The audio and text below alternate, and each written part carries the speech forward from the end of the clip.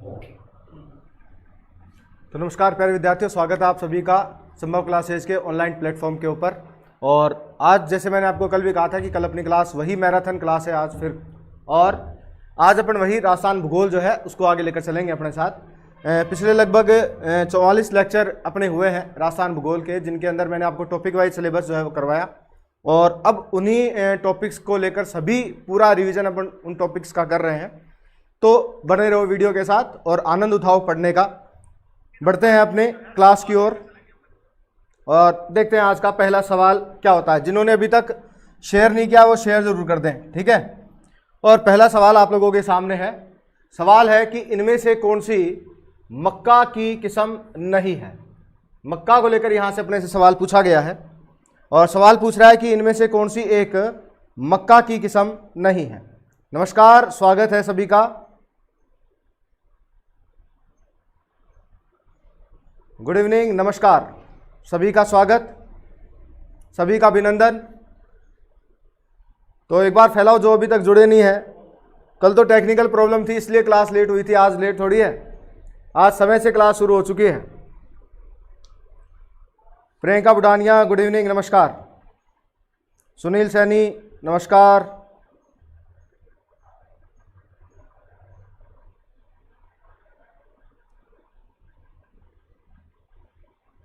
सभी को नमस्कार। सवाल आप लोगों को दिख रहा है और बताएं सवाल का उत्तर क्या होगा। तो आपके कमेंट्स देखने के लिए थोड़ा इस तरफ आना पड़ता है, फटाफट बताएं। सवाल आपके सामने है कि निम्न में से कौन सी एक मक्का की किस्म नहीं है। यह अपना आज की कक्षा का पहला सवाल है। गुड इवनिंग, नमस्कार, स्वागत है सभी का। निम्न में से कौन सी एक मक्का की किस्म नहीं है, यह आपको बताना है। देखो, मक्का की अगर मैं बात करूं तो बहुत से सवाल मक्का को लेकर पूछता है। अगर अपन उत्पादन की बात करें भारत में मक्का का, तो आंध्र प्रदेश राज्य है जहां पर मक्का का सबसे ज़्यादा उत्पादन भारत के अंदर किया जाता है। इस मक्का की किस्म की अगर मैं बात करूं तो विशेष रूप से माही कंचन, माही धवल, मोती कंपोजिट,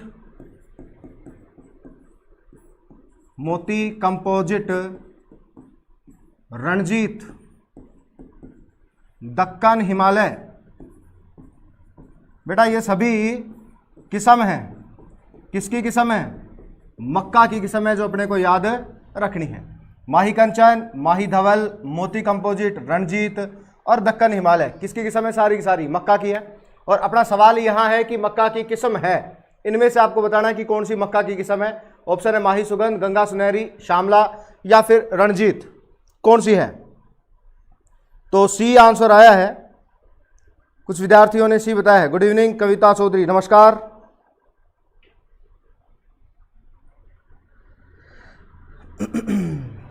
तो सी जिन्होंने बताया है श्यामला, तो श्यामला तो देखो आपकी कपास की किस्म है।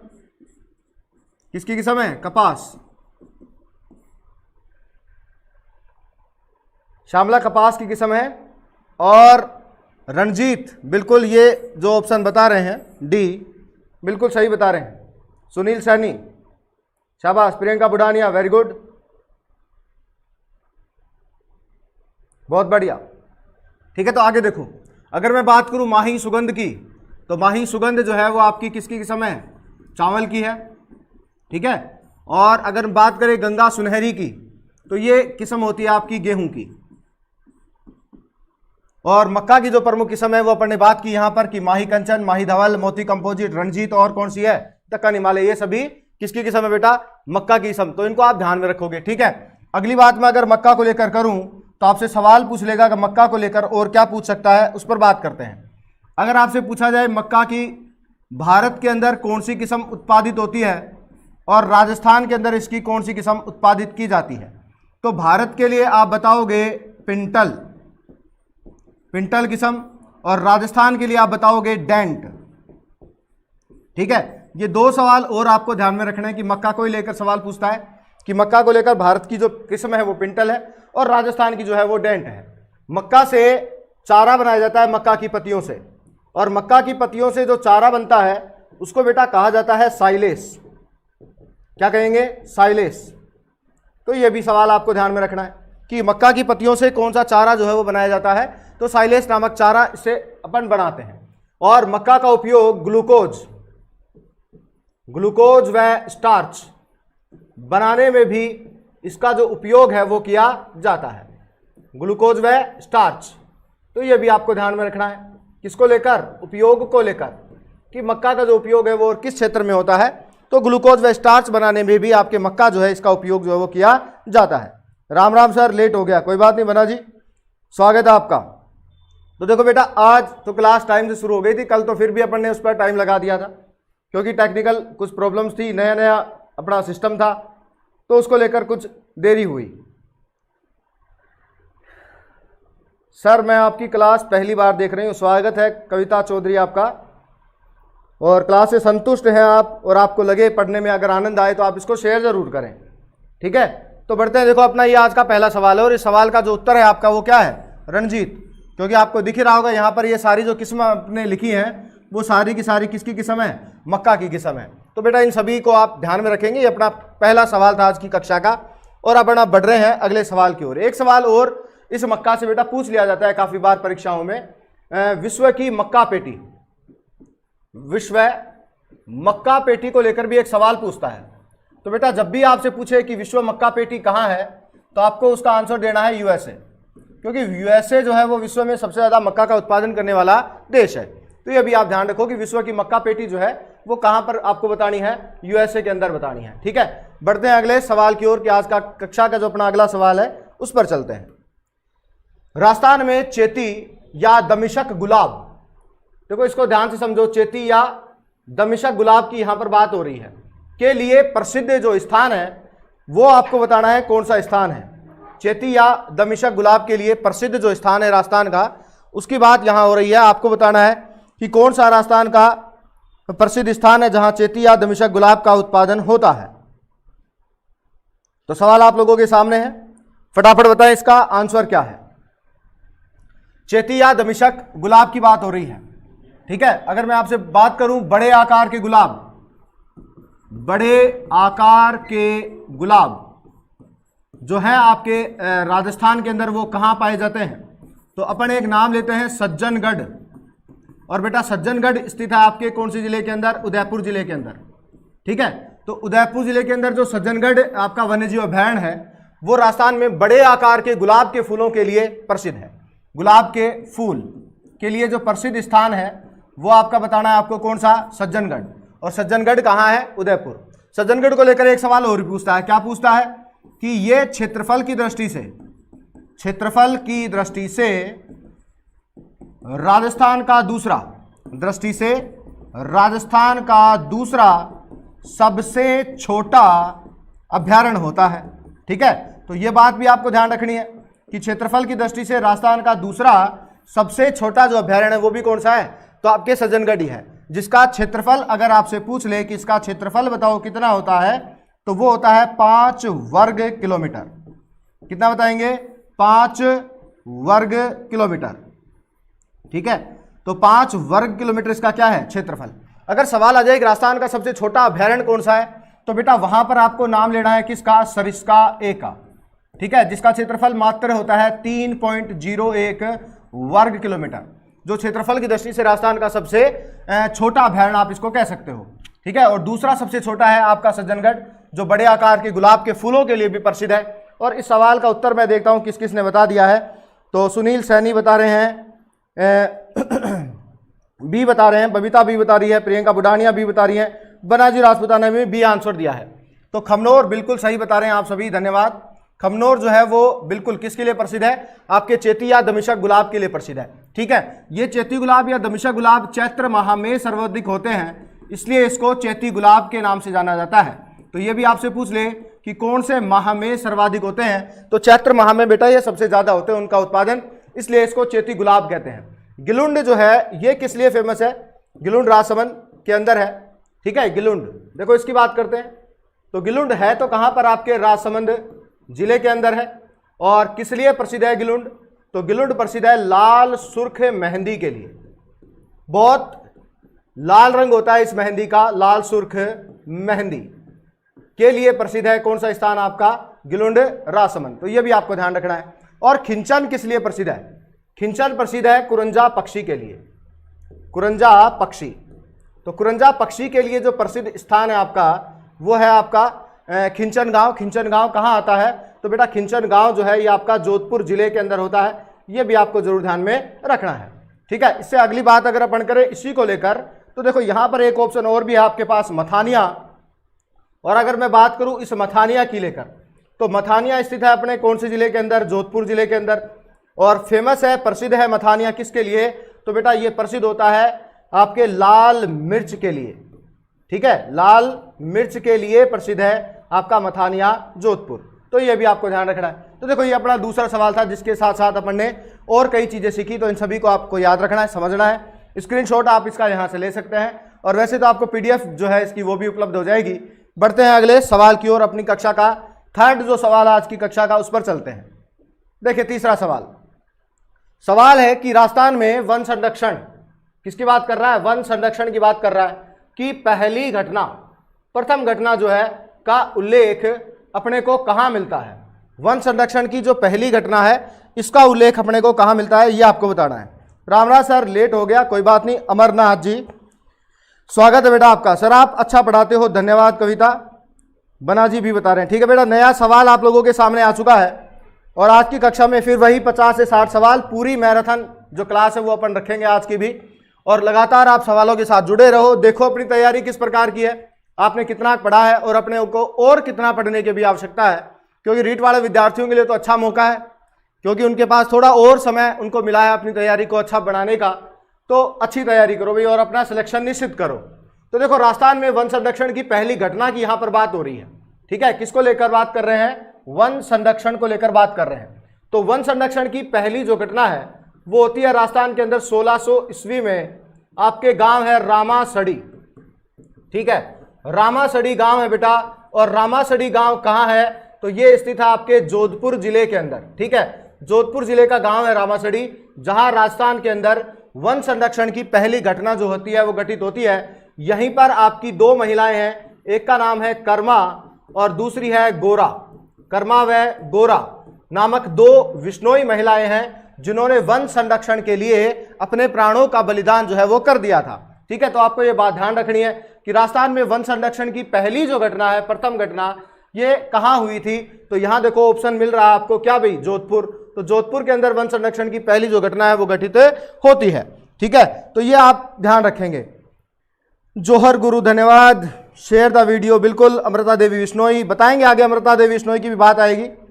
बहुत बढ़िया। तो लगभग विद्यार्थियों ने इसका आंसर दिया है जोधपुर, बहुत बढ़िया भाई। तो ठीक है बेटा, आगे बढ़ता हूं मैं और आपको कुछ नई चीज सिखाने की कोशिश कर रहा हूं। देखो राजस्थान में वन संरक्षण की अगर बात आती है बेटा, दो चीजें याद रखनी है। एक तो आपको वन संरक्षण की पहली घटना बतानी है 1600 ईस्वी में रामासड़ी गांव जोधपुर के अंदर, ठीक है, जहां कर्मा और गोरा दो विश्नोई महिलाएं होती है जो वन संरक्षण के लिए अपने प्राणों का बलिदान कर देती हैं। और अब देखो बात दूसरी है यहां पर, वन संरक्षण की द्वितीय घटना। वन संरक्षण की द्वितीय घटना, सेकंड घटना राजस्थान में घटित हुई। कहां पर घटित होती है ये? तो बेटा ये घटित हुई थी खेजड़ली गांव जोधपुर के अंदर। खेजड़ली गांव, और बेटा खेजड़ली जो गांव है वो आपका स्थित है कौन से जिले के अंदर? जोधपुर जिले के अंदर। यहां पर अमृता देवी विश्नोई का नाम आता है, अमृता देवी विश्नोई।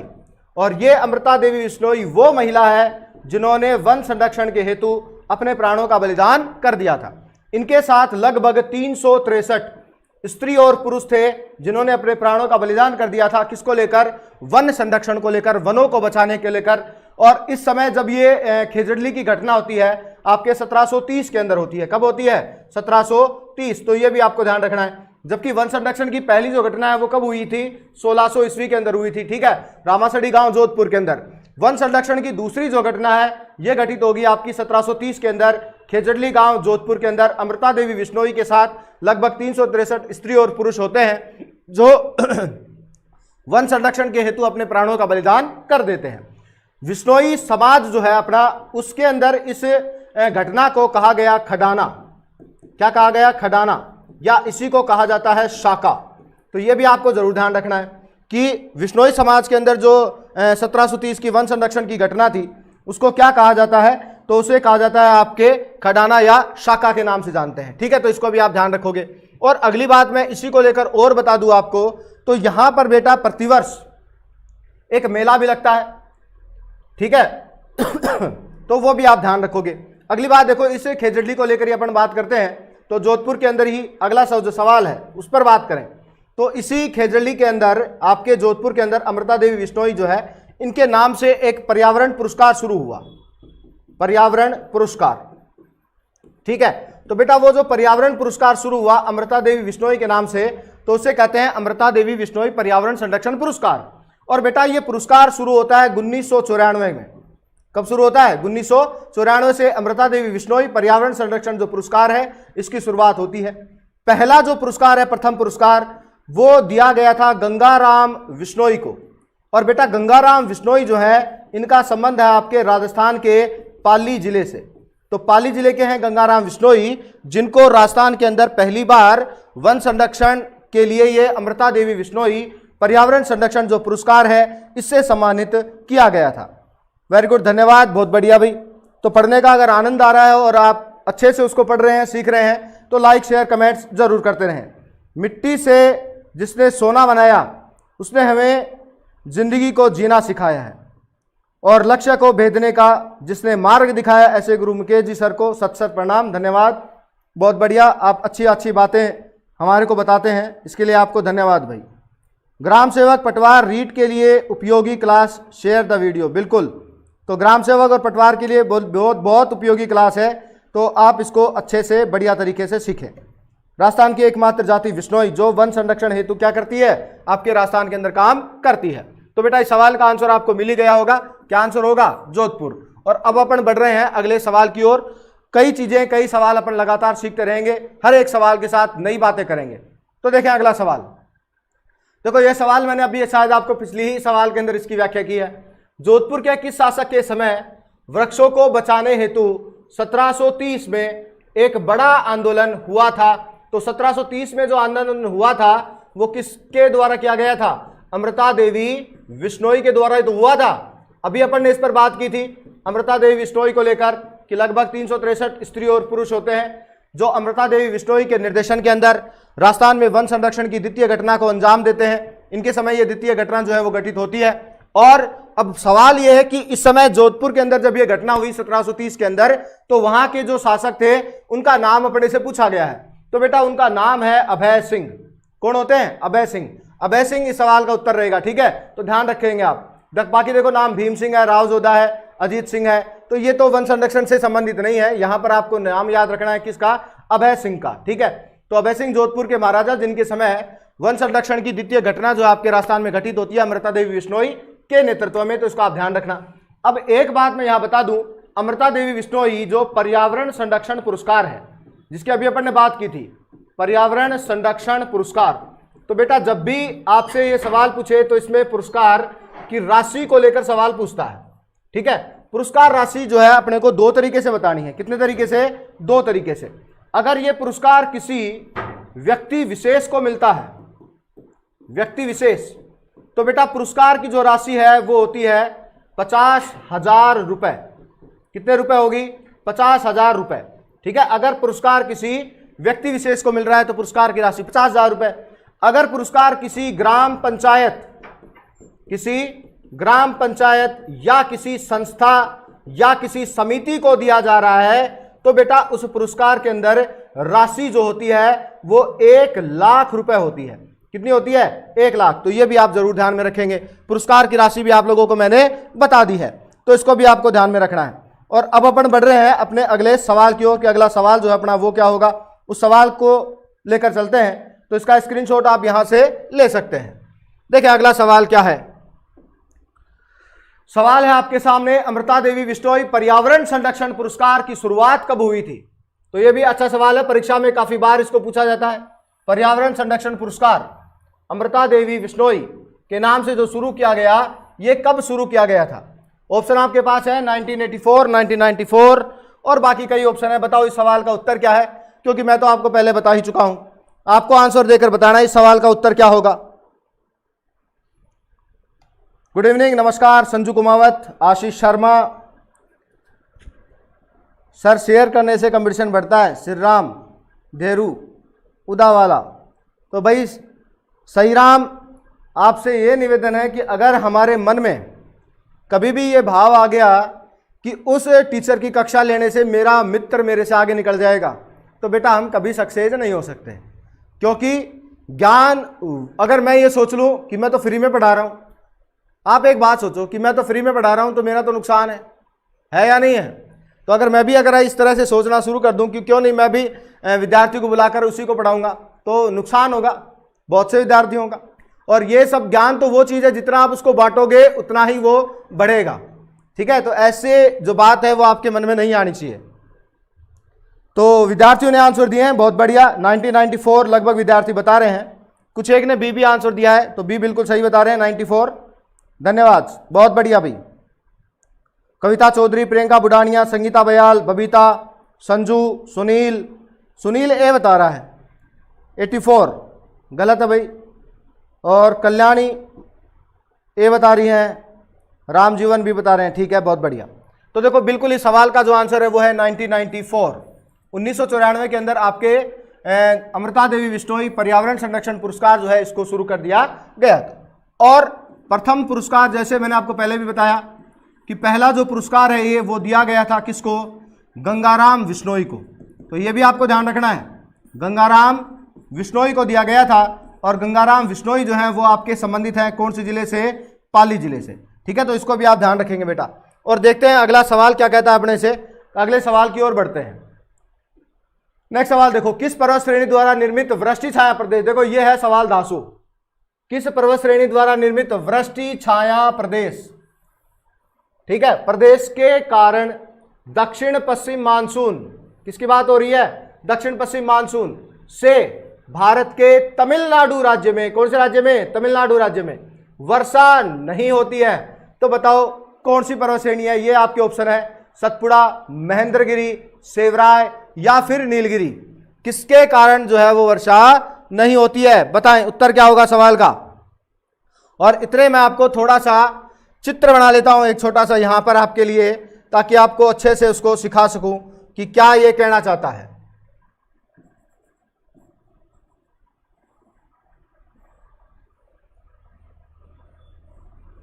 और इतने आप अपने आंसर्स दे सकते हैं जो भी आपको लगता है कि मेरे हिसाब से इस सवाल का उत्तर ये होना चाहिए सर, और फिर मैं तो उसकी व्याख्या करने वाला हूं आपके सामने।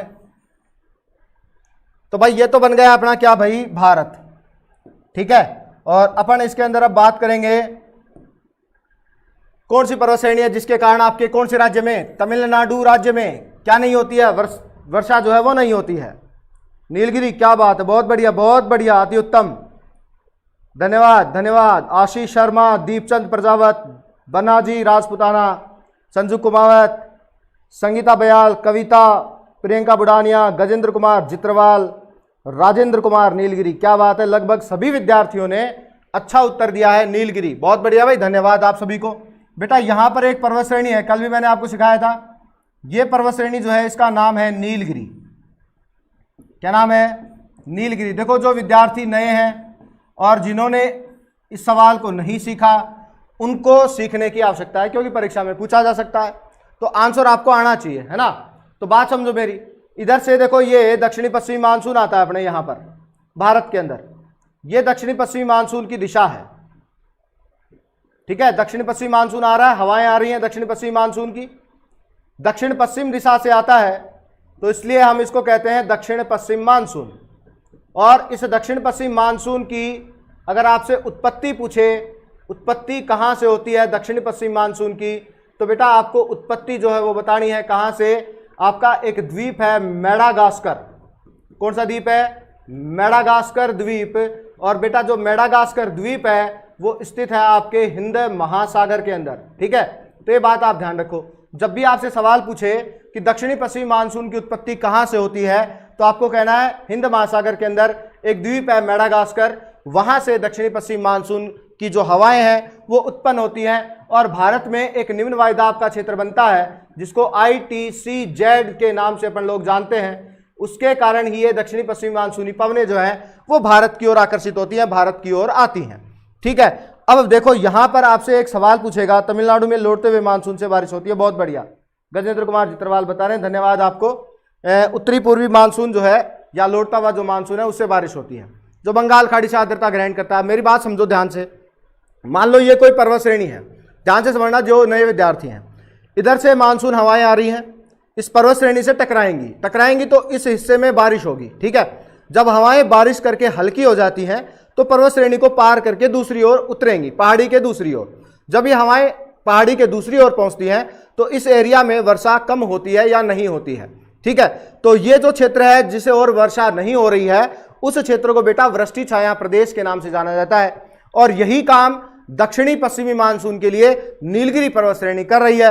अब मान लो ये नीलगिरी पर्वत श्रेणी है, इधर से दक्षिणी पश्चिमी मानसून आ रहा है, नीलगिरी से टकराया, इधर वर्षा करेगा केरल की ओर, और नीलगिरी को पार करके जब ये तमिलनाडु में पहुंचता है तो इससे तमिलनाडु के अंदर क्या नहीं होगी, वर्षा नहीं होगी। ठीक है, तो सवाल आपसे पूछे कि किस पर्वत श्रेणी के कारण आपके तमिलनाडु राज्य में दक्षिणी पश्चिमी मानसून से वर्षा नहीं होती, तो बेटा आपको उसका आंसर देना है नीलगिरी पर्वत श्रेणी के कारण जो है अपने तमिलनाडु के अंदर दक्षिणी पश्चिमी मानसून से बारिश नहीं होती है।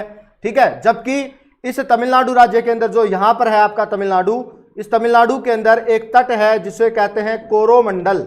क्या कहते हैं? कोरोमंडल तट। ठीक है, तो उस कोरोमंडल तट के ऊपर लौटते हुए मानसून से, किससे? लौटते हुए मानसून से, या अपन इसको कह सकते हैं उत्तरी पूर्वी मानसून। क्या कह सकते हैं? उत्तरी पूर्वी मानसून कह सकते हैं। तो लौटते हुए मानसून या उत्तरी पूर्वी मानसून से आपके वर्षा होती है कौन से तट के ऊपर? तो उसका नाम है कोरोमंडल तट। और कोरोमंडल तट जो है इसका विस्तार है भारत के कौन से राज्य में? तमिलनाडु राज्य में। तो ये आपको ध्यान में रखना है। ठीक है बेटा, तो इसको याद रखोगे।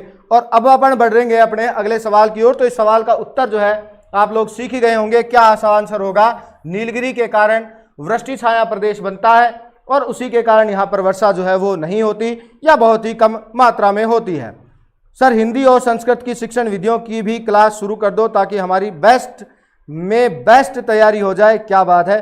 और मुकेश जी सर आप मोमबत्ती की तरह हो जो खुद को जलाकर हम स्टूडेंट्स की जिंदगी रोशन करने में लगे हो। धन्यवाद। तमिलनाडु में लौटते हुए मानसून से बारिश होती है। धन्यवाद, बहुत बढ़िया भाई, आप सभी का धन्यवाद। तो बेटा आप ये चीज़ अच्छे से सीख गए होंगे क्योंकि मैंने बहुत ही प्यार और मेहनत से आप लोगों को ये चीज़ पढ़ाई है, तो ध्यान में रखना भाई। ठीक है, गलत सवाल मत कर देना। पढ़ने के बाद भी देखो अगर अपन आंसर गलत करके आते हैं ना बेटा, ये बहुत गलत बात है। और अगर अपना सवाल नहीं पढ़ा हुआ है फिर अपन उसको गलत कर रहे हैं, वो चलो एक चलने वाली बात है, लेकिन आपने उसको पढ़ा है फिर भी आप उसको गलत कर रहे हो, ये गलत है। तो पढ़ने के बाद आंसर हमेशा सही होना चाहिए। देखते हैं अगला सवाल क्या है।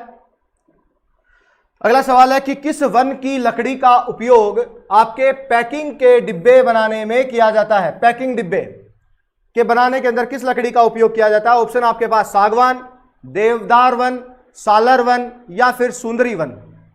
तो सुंदरी वन जो है ये आपके कहाँ मिलते हैं? सुंदरी वन मिलते हैं आपके सुंदरवन जो डेल्टा है पश्चिम बंगाल के अंदर। सुंदरवन डेल्टा जो कहाँ पर है? सुंदरवन डेल्टा पश्चिम बंगाल में है ना। ठीक है, विश्व का सबसे बड़ा डेल्टा है सुंदरवन डेल्टा। जो दो नदियां हैं, एक का नाम आता है गंगा और दूसरी का नाम है ब्रह्मपुत्र। उन दोनों नदियों के द्वारा ये जो डेल्टा है वो बनता है, विश्व का सबसे बड़ा डेल्टा है। और यहाँ पर सुंदरी वृक्ष की अधिकता होने के कारण ही इसको सुंदरवन का नाम दिया गया है। ठीक है, तो सुंदरी वन आपके सुंदरवन पश्चिम बंगाल में मिलती है। और यहाँ पर आंसर लगभग विद्यार्थी ए बता रहे हैं। कल्याणी वर्षानी रोज होती है। सर आपकी क्लास रोज होती है क्या? कविता चौधरी पूछ रही है। बिल्कुल बेटा रोज क्लास होती है। और कल से भारत का भूगोल मैं शुरू करने वाला हूं। रोचक बात है, राजस्थान का भूगोल पढ़ा चुका हूं, नहीं पढ़ा है तो पढ़ सकते हैं। लगभग 48 के आसपास लेक्चर हैं भूगोल के, राजस्थान भूगोल के, उनको पढ़ो, आनंद लो। और कल से अपन इंडिया भूगोल को शुरू करने वाले हैं जोरदार तरीके से। हर एक बारीक से बारीक बिंदु को शुरू करने वाला हूं। तो कल 6 बजे तैयार हो जाना। फिर से भारत के भूगोल के साथ अपन नई उमंग और नई ऊर्जा के साथ उसको शुरू करेंगे। बताओ इस सवाल का उत्तर क्या होगा? और जिन्होंने अभी तक वीडियो को लाइक कमेंट्स शेयर नहीं किया वो लाइक कमेंट शेयर जरूर करें भाई। ठीक है, सागवान के वन जो है अपन अगर राजस्थान की बात करें तो दक्षिणी राजस्थान में पाए जाते हैं। शुष्क सागवान वन बोलते हैं उसको, क्या बोलते हैं? शुष्क सागवान वन। ठीक है, कहां मिलते हैं शुष्क सागवान वन? राजस्थान के अंदर, दक्षिणी राजस्थान के अंदर। कैसे वन मिलेंगे? शुष्क सागवान की बात आएगी। कैसी बात आएगी? शुष्क सागवान। तो ये आप जरूर ध्यान रखना। ठीक है, शुष्क सागवान के वन आपके कहां मिलते हैं? दक्षिणी राजस्थान के अंदर पाए जाते हैं। और देवदार के वन आपको मिलेंगे हिमालय क्षेत्र में। कहां मिलेंगे? हिमालय क्षेत्र के अंदर अपने को वन जो मिलते हैं उनको कहते हैं देवदार के वन। और बेटा ये जो है यहां पर नाम सालर वन, क्या नाम है? सालर वन। यही आपके सवाल का यहां पर क्या है? उत्तर है कि जो पैकिंग के डिब्बे की बात हो रही है, किसकी बात हो रही है? पैकिंग के डिब्बे। तो पैकिंग के डिब्बे बनाने के अंदर जिस वन की लकड़ी का उपयोग किया जाता है वो है आपका सालर वन। और यही हमारे इस सवाल का क्या भाई? उत्तर है। एक सवाल आता है, कठपुतली बनाने में, कठपुतली बनाने में किस वन की लकड़ी का उपयोग होता है? यह बताओ आप। तो कठपुतली बनाने में किस वन की लकड़ी का उपयोग होता है? यह बढ़िया सवाल है, देखते हैं कौन बता पाता है। वाह सर जी, हम तैयार हैं, धन्यवाद। I am ready sir. Kavita Chaudhary, बहुत बढ़िया भाई। Kalyani Varshani, I am ready. बिल्कुल बिल्कुल, बाकी रेडी नहीं है? तो सभी को तैयार रहना भाई। कल फिर हम भारत के भूगोल की शुरुआत करने जा रहे हैं। आपका जो विद्यार्थी है, मित्र है, दोस्त है, भाई है, रिश्ते नातेदार जो कुछ भी है, सबको बताओ कि कल हमारी भारत की भूगोल की जो क्लास है वो शुरू होने वाली है यहाँ के संभव क्लासेज के प्लेटफॉर्म के ऊपर। और मुकेश सर आपको भूगोल जो है वो पढ़ाने जा रहे हैं। भारत का भूगोल इतना रोचक है, भारत का भूगोल चुटकियों में हम उसको याद कर सकते हैं, लेकिन मानचित्र याद होना चाहिए भारत का। मेरी क्लास की एक खास बात है, आपको क्या याद करके आना पड़ेगा बेटा? आपको मानचित्र याद करके आना पड़ेगा बस। आप तो केवल मानचित्र याद कर लेना, बाकी सारा काम मेरे ऊपर छोड़ दो, मैं आपको याद करा दूंगा कैसे उसको याद करना है, लेकिन मानचित्र याद होना चाहिए। ठीक है, तो मानचित्र याद करके आना भाई। बताएं सवाल का उत्तर। बहुत बच्चों ने बताया है, कुछ एक ने ए बताया है, कुछ अल्डू बता रहे हैं। अल्डू, क्या बात है। तो अल्डू मैं समझ गया जो बता रहा है बना जी, बिल्कुल मैं समझ गया हूं आपकी बात। और कठपुतली बनाने के अंदर आड़ू जो होता है, कौन होता है? आड़ू, जिसको आप ग्रामीण भाषा में अल्डू बोलते हो। ठीक है, जिसकी लकड़ियां खोखली होती है, हल्की होती है वजन के अंदर, इसलिए उसका उपयोग जो है वो किसको बनाने में किया जाता है? कठपुतली बनाने में किया जाता है। ठीक है, तो यह भी आप ध्यान में रखेंगे बेटा। और अगले सवाल की ओर बढ़ते हैं। देखें अगला सवाल, विश्व पर्यावरण दिवस 5 जून 2020 का मेजबान देश। यह बढ़िया सवाल है भाई। अच्छा, इस बार परीक्षा में इसको पूछे जाने की पूरी क्या है? संभावना है। अच्छा, एक मैं बता दूं, 2019 के अंदर जो आपका पर्यावरण दिवस बनाया गया था उसका मेजबान देश कौन था? तो देखो 2019 में बनाया गया, उसका मेजबान देश है चीन। इसको भी आपको ध्यान में रखना भाई। ठीक है, और अपनी बात हो रही है 2020 के लिए कि 2020 के अंदर जो पर्यावरण दिवस बनाया गया 5 जून को, उसका जो मेजबान देश है वो आपको बताना है कौन है। हेलो सर, लेट हो गया। कार्तिक राजपूत, कोई बात नहीं भाई, स्वागत है आपका भी। सी बता रहे हैं क्वेश्चन नंबर 8 में आशीष शर्मा, स्पेन। और बाकी ने अभी, बाकी भी आशीष शर्मा सी बता रहे हैं। प्रियंका बुडानिया भी सी बता रही हैं। बनाजी राजपूताना बता रहे हैं ब्राजील। गजेंद्र कुमार जित्रवाल भी सी बता रहे हैं। ठीक है, तो कोई बात नहीं, कुछ मिक्स है आपके जवाब लेकिन सही नहीं। फ्रांस, मनीषा मीना सैनी है ये, बी बता रहे हैं। कविता, ब्राजील। सुनील सी बता रहे हैं। नहीं, ये गड़बड़ है यहाँ पर, आप सब लोगों का उत्तर गलत है और इसका उत्तर है कोलंबिया। क्या उत्तर है भाई? कोलंबिया। याद कर लो बेटा, आपको ये सवाल याद नहीं है, तुक्के लगा रहे हो आप। क्या लगा रहे हो? तुक्के। तो तुक्के मत लगाओ और इसको याद करो अब कि विश्व पर्यावरण दिवस जो 5 जून को मनाया गया 2020 के अंदर, उसका जो मेजबान देश है, क्या है भाई? मेजबान देश कौन है? तो कोलंबिया को याद कर लेना। किसको याद कर लेना? कोलंबिया। और 2019 के अंदर जो विश्व पर्यावरण दिवस मनाया गया उसका मेजबान देश है आपका कौन? चीन। तो बेटा इसको भी आप लोग ध्यान में रखेंगे। ठीक है, तो ये आप चलते हैं अब आगे अगली बात की ओर। देखो यहां पर इस ब्राजील को लेकर एक सवाल आपको बताऊंगा, याद रखेंगे आप, क्योंकि आता है सवाल परीक्षा में ब्राजील को लेकर। ब्राजील के अंदर कॉफी के जो बागान होते हैं, कॉफी के बागान, भारत में तो कॉफी की सबसे ज्यादा जो खेती है वो आपके कर्नाटक में होती है, आप जानते ही होंगे। तो ब्राजील के अंदर जो कॉफी के बागान हैं उनको क्या कहते हैं बेटा? उनको कहते हैं फेजेंडा। जिन्होंने नहीं याद किया है, कभी नहीं पढ़ा है, उसको ध्यान दे भाई। ब्राजील के अंदर कॉफी के बागान क्या कहलाते हैं? फेजेंडा कहलाते हैं। विश्व की सबसे बड़ी कॉफी मंडी, या कहवा भी कह सकते हो आप इसको, है ना। कॉफी को और क्या कह सकते हैं? कहवा। तो विश्व की सबसे बड़ी कहवा मंडी का नाम आपसे पूछ ले कौन सी है, तो बेटा इसका नाम आपको बताना है साओ पोलो। क्या बताना है नाम? Sao Paulo. ठीक है। और साओ पोलो भी आपके कहां पर आता है बेटा? ये भी आपके ब्राजील में आता है। ठीक है।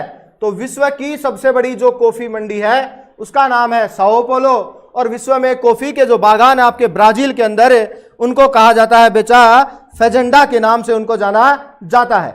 सर मैं रीट की तैयारी कर रही हूं, कविता चौधरी। कोई बात नहीं भाई, रीट के लेवल से ज्यादा ही पढ़ेंगे अपन, टेंशन मत कर। ठीक है। और बिल्कुल संजू जी सही बता रहे हैं आपको कि कविता दीदी ये रीट के लिए ही है। बिल्कुल बिल्कुल। राजेंद्र कुमार ने फेजेंडा भी कहा, बहुत बढ़िया भाई, बिल्कुल। तो बढ़ते हैं आगे अगली बात की ओर। देखो इसी ब्राजील को लेकर आपको एक बात और याद रखनी है। क्या बात याद रखनी है बेटा? इस ब्राजील के अंदर एक बंदरगाह है सेंटोस बंदरगाह। ठीक है। जैसे अपने हैं मुंबई बंदरगाह, कांडला बंदरगाह, है ना अपने भारत के अंदर। ठीक है। राजस्थान में तो है नहीं बंदरगाह, राजस्थान में तो शुष्क बंदरगाह है। तो सेंटोस बंदरगाह जो है ये भी आपके कहां पर है? ब्राजील के अंदर है। ये भी आप ध्यान में रखो। और अब कॉफी को लेकर सारी चीजें ही ब्राजील के अंदर है। अपने इंडिया के अंदर तो आपको यह ध्यान रखना है कि कॉफी का सबसे ज्यादा जो उत्पादन है वो आपके कर्नाटक में होता है। विश्व के अंदर कॉफी का सबसे ज्यादा उत्पादन भी ब्राजील करता है, और विश्व के अंदर कॉफी के जो सबसे बड़ी मंडी है, कहवा की मंडी है, वो साओ पोलो है जो आपके ब्राजील के अंदर है। विश्व में कॉफी का सबसे बड़ा जो बंदरगाह है वो है सेंटोस भी कहाँ है? आपके ब्राजील के अंदर ही है। और ब्राजील के अंदर जो कॉफी के बागान है बेटा उनको क्या कहते हैं? उनको फेजेंडा के नाम से जाना जाता है। क्या कहते हैं? फेजेंडा उनको कहते हैं। तो ये आप ध्यान में रखेंगे। ठीक है। और अब आगे अगले सवाल, अगले बिंदु की ओर अपन बढ़ रहे हैं। यहां से इतनी बात आपने सीखी, इनको आपको याद रखने की आवश्यकता है। चलते हैं अगले सवाल की ओर। देखें राजीव गांधी द्वारा 1986 में, राजीव गांधी का नाम आ रहा है एक तो, और साल का नाम आ रहा है 1986 में, किस जिले में या किस जिले से रूख भायला, ये बढ़िया सवाल है भाई, रूख भायला कार्यक्रम शुरू किया गया था। भायला का नाम आ रहा है तो आप समझ ही जाओगे मित्र को अपने भाषा के अंदर अपन आम बात में क्या बोलते हैं? भायला बोलते हैं कि मेरो भायलो है कुछ, है ना, है बोला जाना था। तो रुख भायला का मतलब वृक्ष मित्र। पर मेरा पूरा सिलेबस नहीं हुआ है, क्या करूं बेटा? ये जो चल रहा है इसको पढ़ो आप, सिलेबस अपने आप ही हो जाएगा, चिंता मत कर। लगातार क्लासें लो और लगातार पढ़ो, आनंद लो, पढ़ने का आनंद लो। जो पढ़ाई को बोझ समझता है ना वो नहीं पढ़ सकता है, आज ही छोड़ दे। जिसको पढ़ाई बोझ लग रही है कोई काम धंधा शुरू कर ले भाई। और पढ़ाई में जिसने आनंद लेना शुरू कर दिया वही उसके अंदर कामयाब हुआ है। क्योंकि पढ़ना तो अपने का पड़ेगा, चाहे आप रोकर पढ़ो चाहे हंसकर पढ़ो। वो कहावत है ना कि जीवन तो जीना पड़ेगा, चाहे रोकर जी या हंसकर जी। परिस्थितियां सबके सामने बदलती हैं, विपरीत परिस्थितियां भी आती हैं, सकारात्मक भी आती हैं। तो व्यक्ति को कभी उसके कदम जो है वो डगमगाने नहीं चाहिए। विपरीत परिस्थितियां हैं तो उनका सामना करो मेहनत और लगन के साथ, और अपने जीवन के अंदर आगे बढ़ो। ठीक है, यही अपने जीवन का उसूल है, यही अपने को जीवन जो है वो सिखाता है। तो बेटा रूख भायला, किसकी बात कर रहा हूं मैं? रूख भायला की बात कर रहा हूं। ठीक है, रूख भायला जो कार्यक्रम है ये आपके राजीव गांधी के द्वारा 1986 के अंदर शुरू किया गया। इतनी बात तो सवाल के अंदर आ रही है। सवाल ये पूछ रहा है कि कहां से शुरू किया गया? उदयपुर से, डूंगरपुर से, अजमेर से या फिर झालावाड़ से? कहां से शुरू किया गया बेटा, यह बात आपको बतानी है। संगीता बयाल बता रही हैं बी, बबीता बी बता रही हैं, मीना बी बता रही हैं और कविता बी बता रही हैं। संभव के टेलीग्राम पर भूगोल की सभी क्लास है, वहां से पढ़ लो। ये अच्छी बात बता दी है राजेंद्र कुमार ने, बहुत बढ़िया।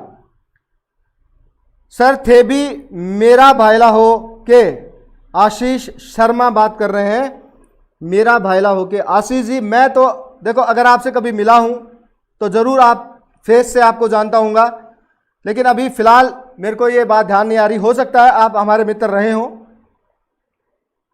तैयारी अच्छी हो जाएगी, बिल्कुल बिल्कुल। सर की सभी क्लास देख लो, बहुत अच्छी क्लास है, बहुत अच्छे से समझाया है सर जी ने, बहुत बढ़िया भाई, आनंद आ रहा है। आप लोग जब ऐसे कमेंट करते हो तो मन को बहुत तसल्ली और आनंद मिलता है, धन्यवाद आपको। मैं तो पढ़ना चाहती हूं सर, बिल्कुल पढ़ो, कोई कौन मना करेगा, कोई अपने को मना करने वाला नहीं है यहाँ पर। ललित रनवा भी हमारे साथ जुड़ गए हैं, हमारा पुराना विद्यार्थी है, सिक्कर में हमसे पढ़ता था। और दीपचंद प्रजापत भी बता रहे हैं, कविता चौधरी भी बता रही हैं। ठीक है, तो क्लास जैसे ही खत्म होगी तो आपका जो लेक्चर है, ये सारी चीजें जो मैं लिखता हूं यहाँ बोर्ड पर, वो सब आपको टेलीग्राम चैनल के ऊपर एज ए टीच हर एक चीज लिखी हुई मिल जाएगी बेटा। ठीक है, तो बताओ ये रुख भायला कार्यक्रम जो है, लगभग बच्चे बी बता रहे हैं, बहुत बढ़िया, अच्छी बात है। और सब जो है वो सही उत्तर बता रहे हैं, डूंगरपुर से ही इसको शुरू किया गया था। तो इस सवाल का जो आंसर है यहाँ पर आपका डूंगरपुर है, तो ये आप ध्यान में रखेंगे। ठीक है, तो अगले सवाल की ओर मैं बढ़ता हूं और अगला सवाल देखते हैं क्या है। तो इसको आप याद रखेंगे कि राजीव गांधी के द्वारा 1986 में हमारे डूंगरपुर जिले से रुख भायला जो कार्यक्रम है इसको शुरू किया गया था। तो बेटा इसको याद रखेंगे। बढ़ते हैं अगले सवाल की ओर। देखें, बात है भाई मिश्रित अर्थव्यवस्था, क्या बात है, बहुत बढ़िया सवाल आ गया ये तो है। मिश्रित अर्थव्यवस्था की बात आई है भाई यहां पर। और जिन्होंने अभी तक लाइक शेयर कमेंट नहीं किया है उनको जरूरी है कि वो लाइक शेयर और कमेंट्स करते रहें। सर आप क्रिकेट अच्छा खेलते हो, कल्याणी वर्षाणी, ये भाई कहाँ की बात है, बहुत पहले की बात है, खेलते तो हम बहुत पहले थे हैं। सर आपका गांव कौन सा है, महेश साईं, मेरा गांव नीम का थाना ही है भाई। आप क्रिकेट बहुत अच्छा खेलते हो, ठीक है, पहले खेलते थे, आप तो कहाँ खेलते हैं, अब तो बस विद्यार्थियों को पढ़ाते हैं और आनंद लेते हैं। क्रिकेट की बात ही नहीं आती अब तो है, कभी कभार मन तो करता है लेकिन खेला नहीं जाता अब। राजेंद्र कुमार ए बता रहे हैं, आशीष ए बता रहे हैं, संतोष सैनी ए बता रही हैं, ठीक है, बहुत बढ़िया। एडम स्मिथ बता रहे हैं मिश्रित अर्थव्यवस्था। कोई बात नहीं बेटा, मैं आपका ये जो सवाल है इसको समाधान कर देता हूं। देखो एक परीक्षा में एक सवाल आता है, अर्थव्यवस्था के प्रकार आते हैं, अर्थव्यवस्था के प्रकार पूछता है अपने से, ठीक है। और मैं यहां पर आपको विस्तार से इसके बारे में बताने जा रहा हूं, ध्यान से समझना। अर्थव्यवस्था बेटा 3 प्रकार की होती है। पहली है आपकी पूंजीवादी, पूंजीवादी, दूसरी होती है समाजवादी, समाजवादी, और तीसरी होती है बेटा मिश्रित अर्थव्यवस्था, मिश्रित अर्थव्यवस्था।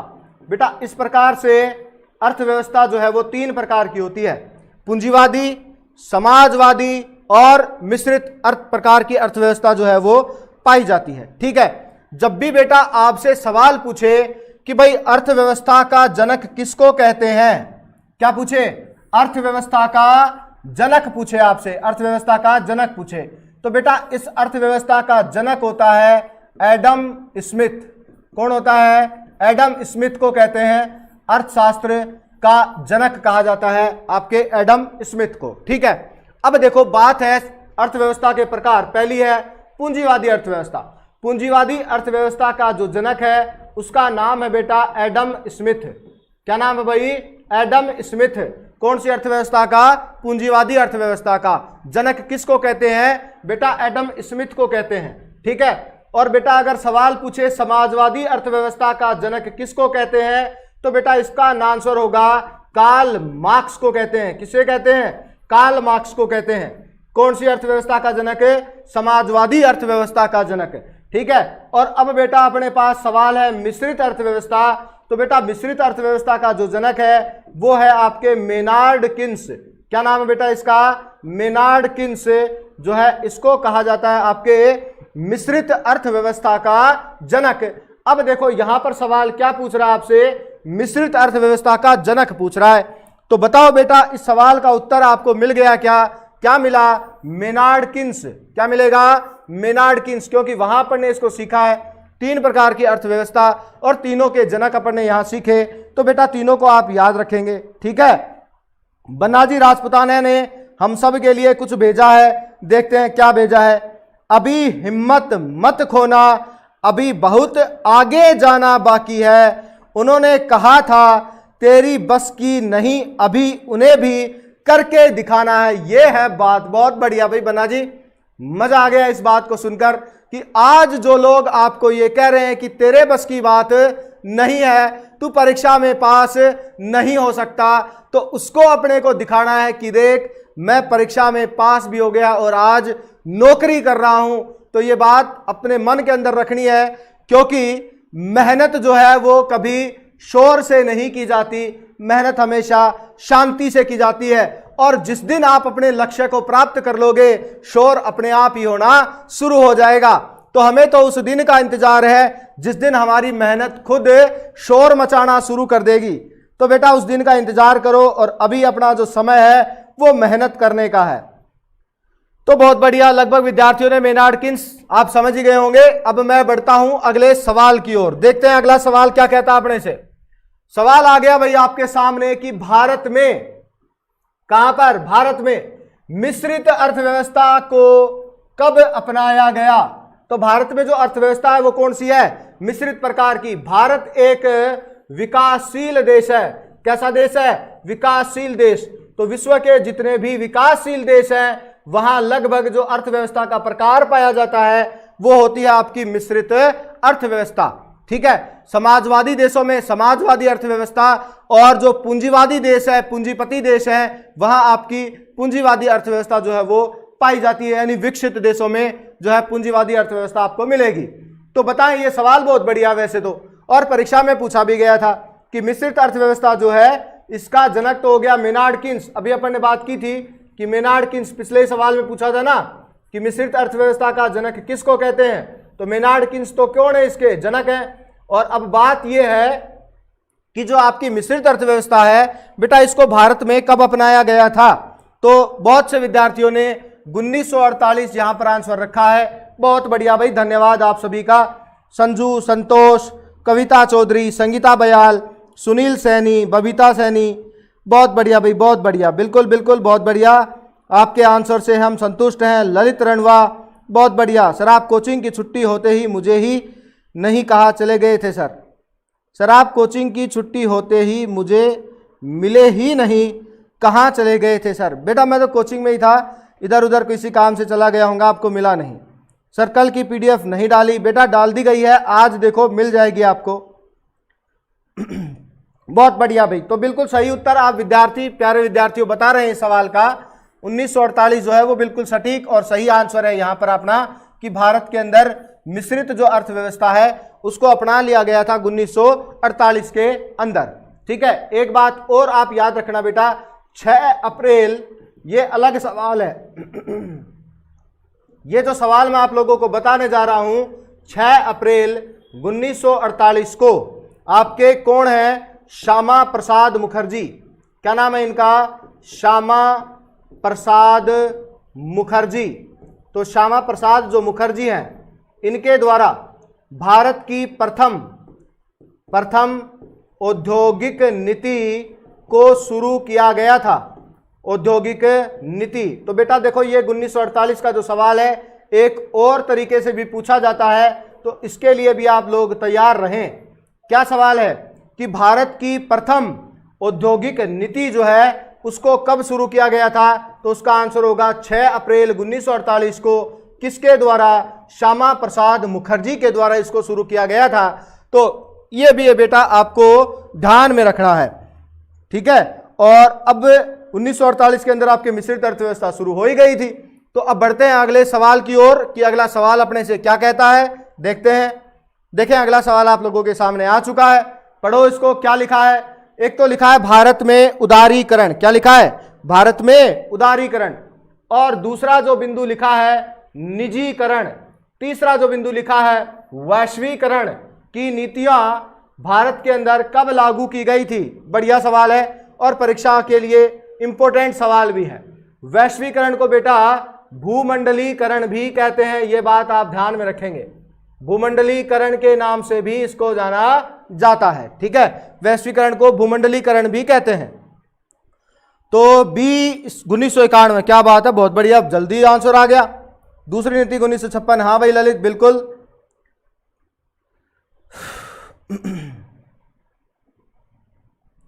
बहुत बढ़िया बहुत बढ़िया, बी बी बी, क्या बात है क्या बात है, बहुत बढ़िया, धन्यवाद धन्यवाद धन्यवाद धन्यवाद भाई। तो बिल्कुल 1991 के अंदर आपके उदारीकरण, निजीकरण और वैश्वीकरण की जो नीतियां हैं इनको भारत के अंदर लागू कर दिया गया था, बात याद रख लेना ये। और अब मैं बढ़ रहा हूं अगले सवाल के ऊपर। क्या है हमारा अगला सवाल? केंद्रीय ऊन विकास बोर्ड, बढ़िया सवाल है ये भी है। केंद्रीय ऊन विकास बोर्ड एक तो पूछे कहां है, तो जोधपुर में है, ठीक है। और किस वर्ष इसकी स्थापना की गई? केंद्रीय ऊन विकास बोर्ड जो है उसकी स्थापना कब हुई थी, यह सवाल है। तो जिन्होंने अभी तक वीडियो को लाइक नहीं किया है, शेयर नहीं किया, वो लाइक शेयर करे पहली बात। और क्या करे, वीडियो को अगर आपने सब्सक्राइब चैनल को नहीं किया तो उसको सब्सक्राइब भी कर ले, क्योंकि आने वाला हर एक नोटिफिकेशन आपको उसी पर मिलेगा, ठीक है भाई। तो बताएं अगला जो सवाल है अपना, केंद्रीय ऊन विकास बोर्ड जो कहां पर है? जोधपुर के अंदर है। और किस वर्ष इसको स्थापित किया गया था? ऊन की बात को लेकर मैं आपसे और भी कई बात करने जा रहा हूं यहां पर। अगर आपसे पूछे ऊन उत्पादन सर्वाधिक ऊन उत्पादन जिला पूछ ले आपसे कि राजस्थान के कौन से जिले में ऊन का उत्पादन सबसे ज्यादा होता है, तो बेटा उसका आंसर होता है आपके जोधपुर। कौन से जिले में होगा? जोधपुर जिले के अंदर आपके सबसे ज्यादा ऊन का उत्पादन होता है अपने राजस्थान के अंदर, ठीक है। और ऊन की मैं अगर बात करूं तो एशिया की सबसे बड़ी ऊन मंडी, एशिया की सबसे बड़ी ऊन मंडी कहां है?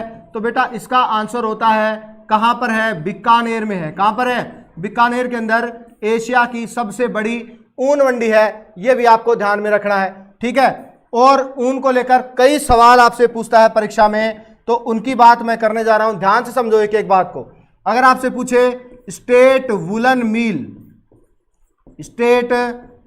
मिल कहां है, तो बेटा इसका आंसर आपको देना है कहां पर? बीकानेर में है सर। कहां है? बीकानेर में है। क्या बीकानेर में? स्टेट वुलन मिल, ठीक है। अगर आपसे पूछे फ्रेंड्स वुलन मिल कहां है, फ्रेंड्स वुलन मिल कहां है, तो बेटा इसका आंसर भी आपको क्या बताना है? सर बीकानेर में ही है ये भी। और बेटा आपसे पूछ ले वुलन टेस्टिंग हाउस कहां है, तो बेटा इसका आंसर भी आपको क्या बताना है? बीकानेर ही बताना है।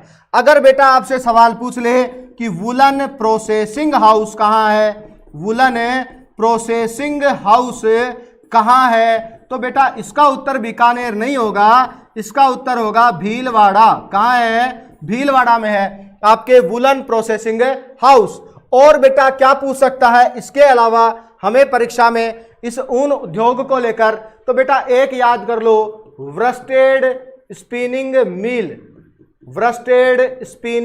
मिल कहां है, तो बेटा इसका आंसर है आपके एक तो चूरू के अंदर और दूसरा है लाडनू के अंदर। तो लाडनू नागौर के अंदर है और चूरू आप जानते हो चूरू जिले में है, ठीक है। तो ये भी याद रखो। और एक और बता देता हूं, ऊन विदेश आयात निर्यात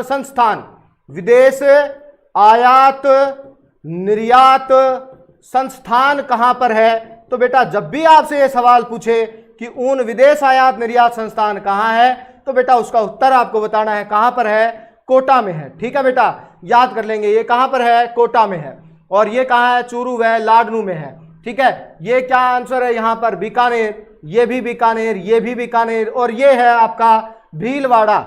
वुलन प्रोसेसिंग हाउस आपका कहां पर है? भीलवाड़ा में है, ठीक है। तो इनको आप लोग याद रखेंगे। खरगोश की ऊन को अंगोरा कहते हैं, बहुत बढ़िया, बिल्कुल। ऊन आयात निर्यात कोटा से, बहुत बढ़िया, ठीक है। तो बढ़ते हैं अगले सवाल की ओर कि अपना अगला जो सवाल है उस पर अपन चल रहे हैं कि अगला सवाल अपने से क्या कहना चाहता है।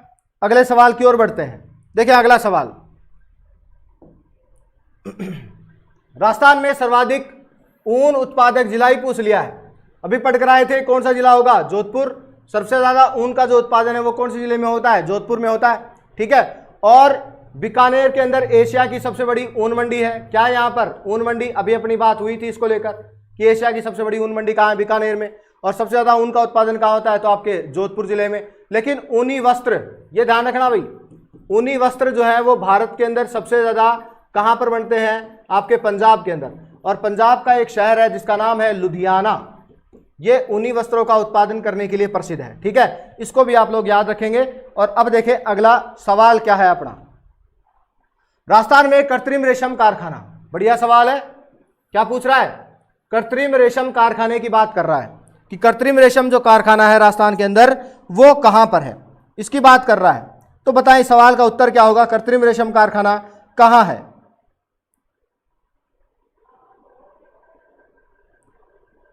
कृत्रिम रेशम जो कारखाना है ये कहां पर है?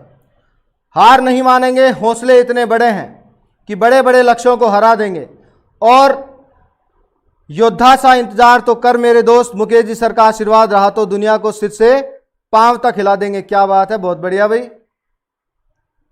बहुत बढ़िया, अति उत्तम बात बताई है आपने। कोटा, क्या बात है, बहुत बढ़िया बहुत बढ़िया। लगभग विद्यार्थी जो है ए आंसर दे रहे हैं, बहुत बढ़िया। तो जिन्होंने भी ए आंसर दिया इस सवाल का कोटा, वो बिल्कुल सही है।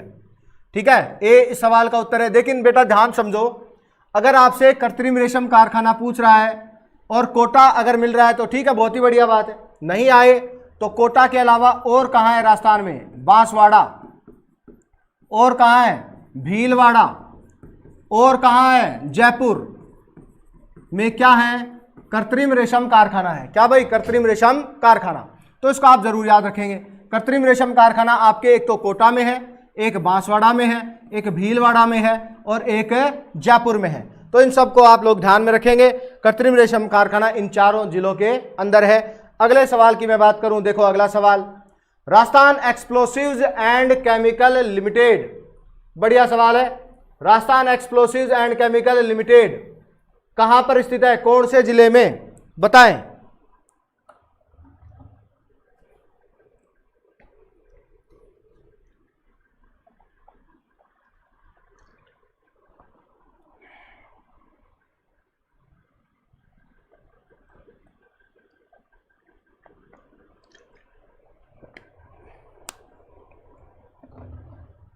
हाँ भाई, सवाल आप लोगों के सामने है।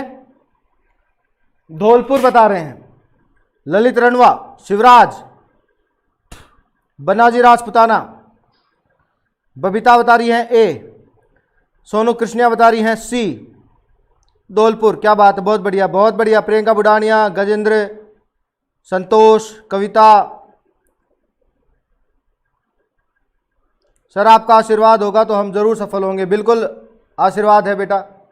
टसर रेशम अर्जुन के पेड़ पर लगाए जाते हैं, टसर रेशम के पेड़, टसर रेशम अर्जुन के पेड़ पर लगाए जाते हैं, राजेंद्र बता रहे हैं। ठीक है, बिल्कुल सही बता रहे हो राजेंद्र। टसर रेशम के कीट होते हैं बेटा जिनका पालन अर्जुन के पेड़ पर किया जाता है। ठीक है, और जो आपकी मलबरी रेशम होती है उसके कीटों का पालन आपके सहतूत के वृक्ष पर किया जाता है। और जो लाख के कीट होते हैं जिसकी महिलाएं चूड़ियां बनवाती हैं, लाख के कीटों का पालन जो है आपके बेर की झाड़ी पर किया जाता है। ठीक है, तो इनको भी आप ध्यान में रखेंगे।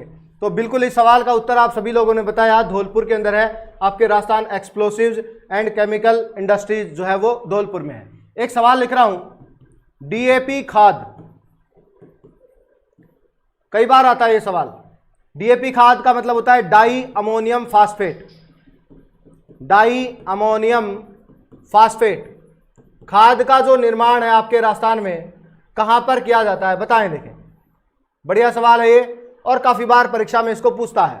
डीएपी खाद, डाई अमोनियम फास्फेट, खाद का उत्पादन या निर्माण राजस्थान के अंदर कहां पर किया जाता है।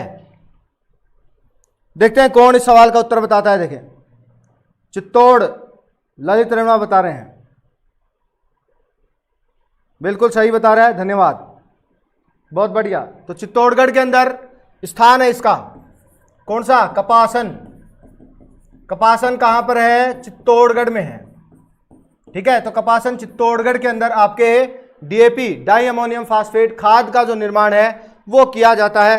तो इसको बेटा आप लोग याद रखेंगे। ठीक है, अगले सवाल की ओर बढ़ते हैं। अखिल भारतीय चरखा संघ, बढ़िया सवाल। अखिल भारतीय चरखा संघ की स्थापना कब होती है, बताएं। राजेंद्र कुमार चित्तौड़गढ़ बता रहे हैं, बहुत बढ़िया। बनाजी चित्तौड़गढ़, बहुत बढ़िया। सर आप ऑफलाइन की तरह बहुत अच्छा पढ़ाते हो, धन्यवाद भाई गजेंद्र कुमार।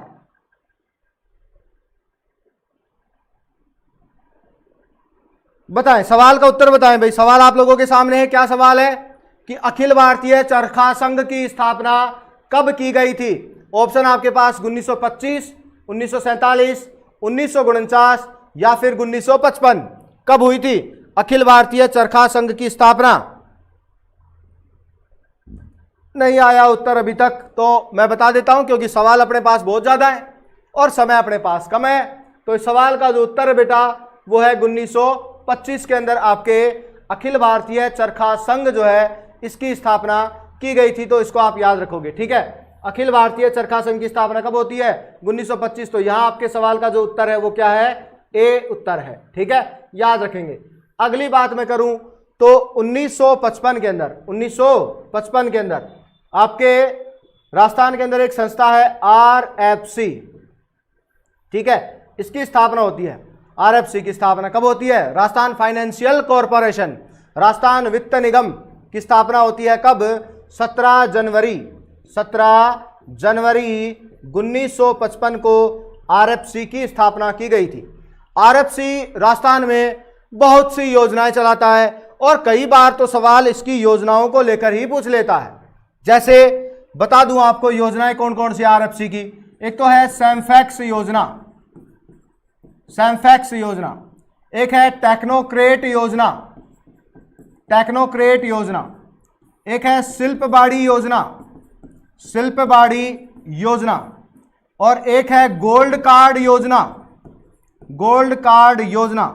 एक है सिल्वर कार्ड योजना, एक है प्लेटिनम कार्ड योजना और एक है युवा उद्यमिता प्रोत्साहन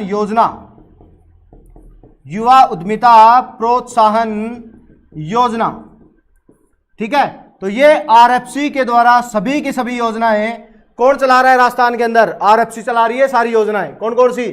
सैमफैक्स योजना, टेक्नोक्रेट योजना और शिल्पबाड़ी योजना, गोल्ड कार्ड योजना, सिल्वर कार्ड योजना, प्लेटिनम कार्ड योजना, युवा उद्यमिता प्रोत्साहन योजना। ये सब की सब योजनाएं बेटा कौन चला रहा है? RFC चला रही है आपके राजस्थान के अंदर, ठीक है। तो सब के बारे में समझना, पढ़ना, क्या इनका मतलब होता है। मैंने तो पिछली कक्षाओं के अंदर इन सब के ऊपर विस्तार से चर्चा आप लोगों के सामने की है, तो आपको इन सबको पढ़ने की आवश्यकता है, पढ़ना जरूर, ठीक है। आगे बढ़ते हैं। और नहीं पढ़ोगे तो मैं पढ़ाऊं तो गाई आगे किसी ना किसी बिंदु के ऊपर इनकी बात तो आएगी जरूर, तो इनको अपन जरूर पढ़ेंगे। लिखो 1980। बिल्कुल सर, मैं आपसे मरुधरा में पिछले 8 दिनों से जुड़ा हूं, आप ऑफलाइन भी बहुत अच्छा पढ़ाते हैं, धन्यवाद भाई। राज सिको 1961, रूडा 1995, बहुत बढ़िया।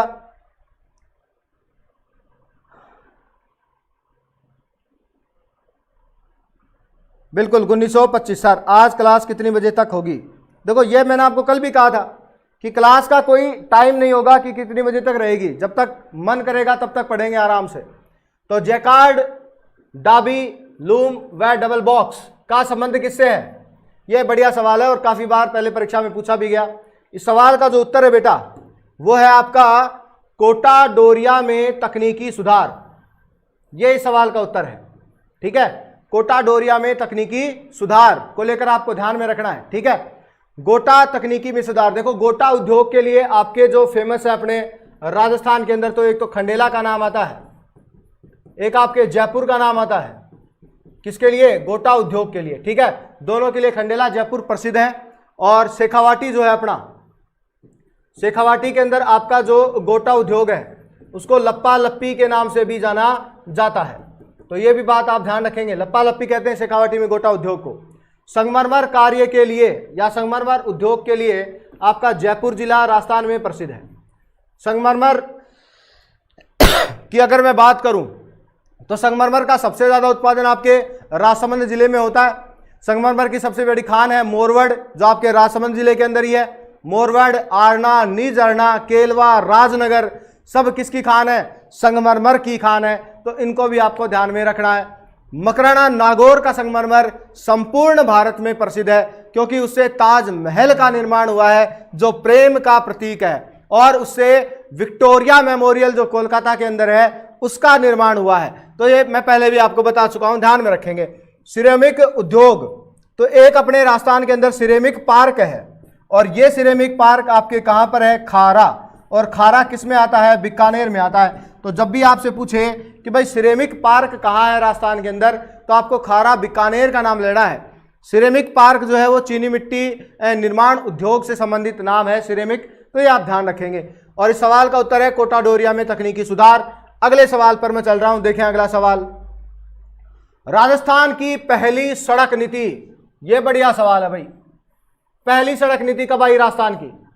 प्रथम सड़क नीति कब लागू की गई? बताएं। देखें राजस्थान की पहली सड़क नीति कब लागू की गई? किसी भाई को आरएफसी के बारे में ज्यादा पढ़ना हो तो सर से मरुदरा में पटवार के बैच में यही टॉपिक चल रहा है, पढ़े। क्या बात है, बहुत बढ़िया। लप्पा लप्पी, किरण, बाखड़ी, क्या बात। सतरंगी पाली का प्रसिद्ध है, क्या बात है ललित, बहुत बढ़िया। तो बता लाल पीला छींटदार कहां का प्रसिद्ध है? ये बता, लाल पीला छींटदार संगमरमर कहां का है? ये कहां का प्रसिद्ध है भाई? लाल पीला छींटदार संगमरमर राजस्थान के अंदर। बताओ, देखिए कौन बता सकता है इसका उत्तर? लाल पीला छींटदार कहां का प्रसिद्ध है संगमरमर, ये भी बताओ। और सड़क की पहली नीति कब लागू हुई, ये भी बताओ। प्रधानमंत्री सड़क योजना 2000 में, क्या बात है, बहुत बढ़िया बना जी। 2000 बता रहा है, कब बता रहा है? 2000 गलत है भाई। 2000 प्रियंका बुडानिया भी 2000 बता रही है। अरे यार गड़बड़ है क्लास।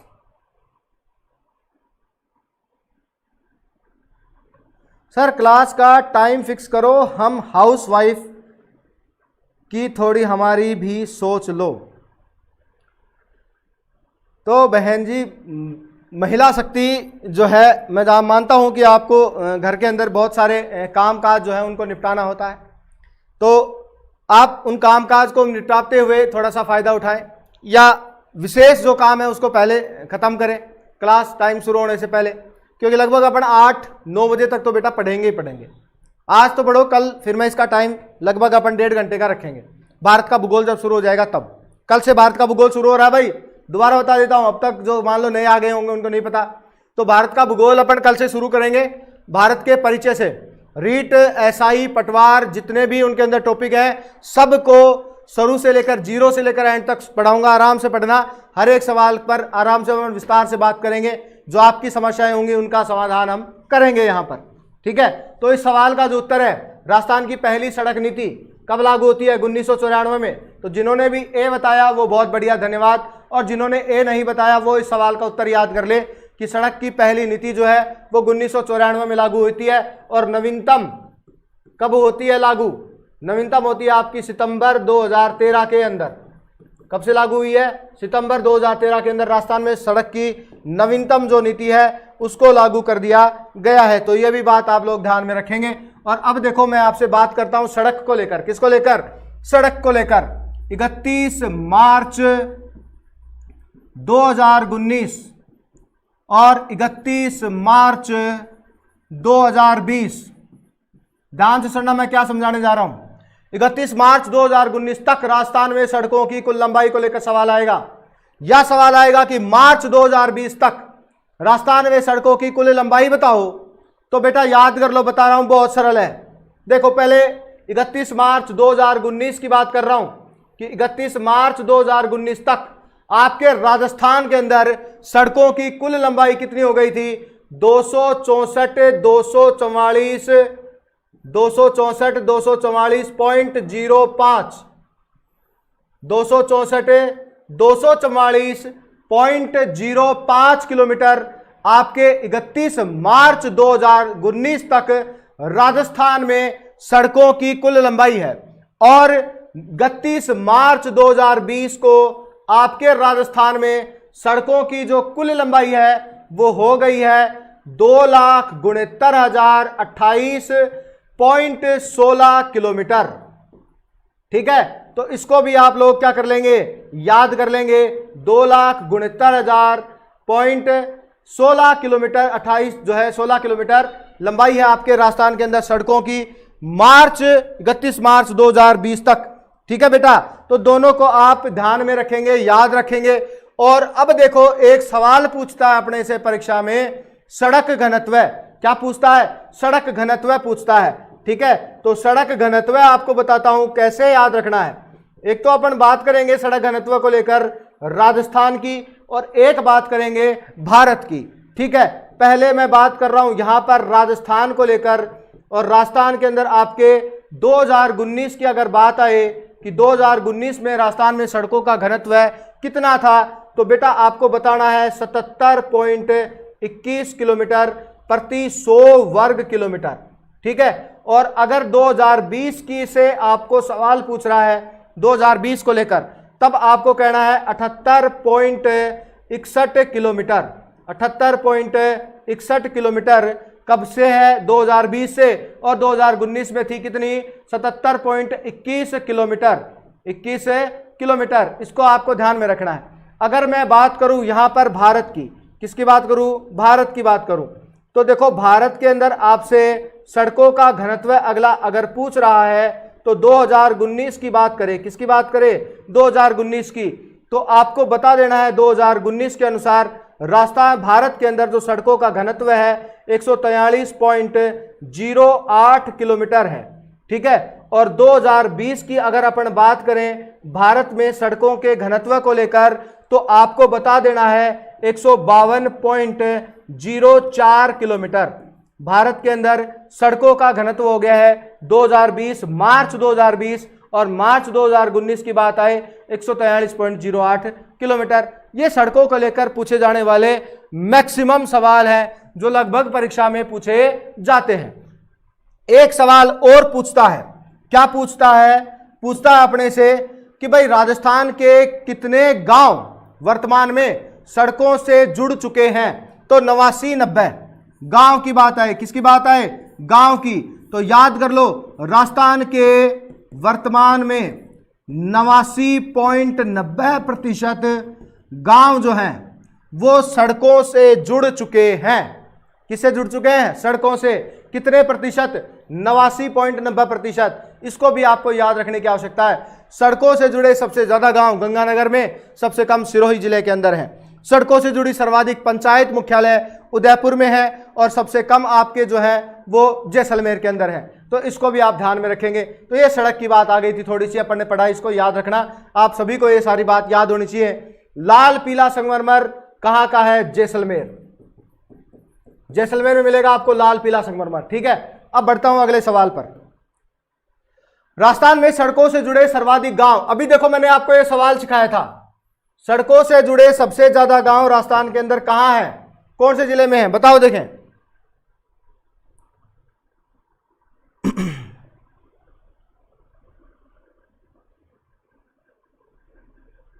सर बुक नहीं दिला रहे और मैं सिर्फ आपकी क्लास से ही नोट्स बनाकर स्टडी कर रही हूं। बहुत बढ़िया, पढ़ें बेटा संजू, कोई समस्या वाली बात नहीं है, आराम से पढ़ो।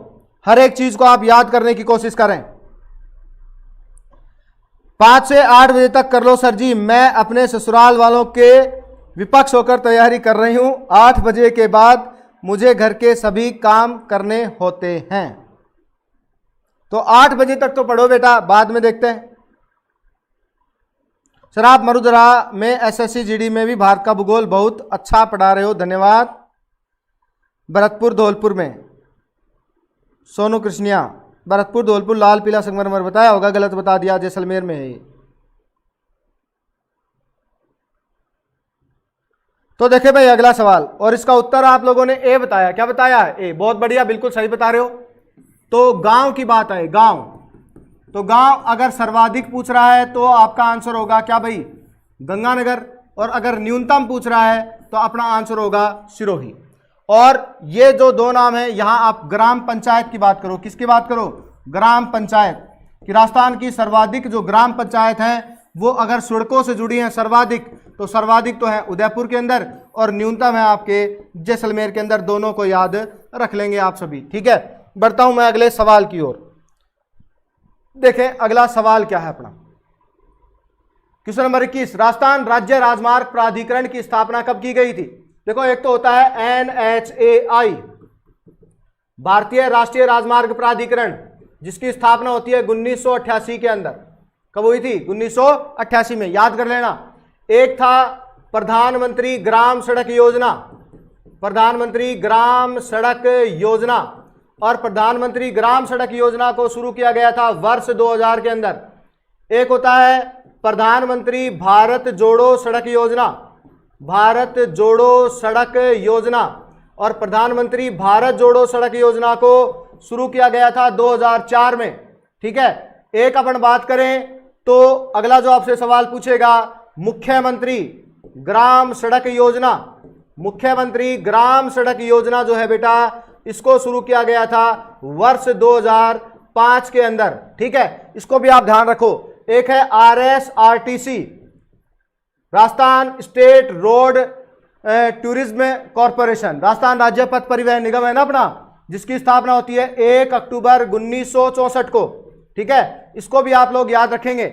एक संस्था आपके राजस्थान में RRDF, Rajasthan road development fund, क्या नाम है इसका, राजस्थान रोड डेवलपमेंट फंड, जिसकी स्थापना होती है 2004 के अंदर।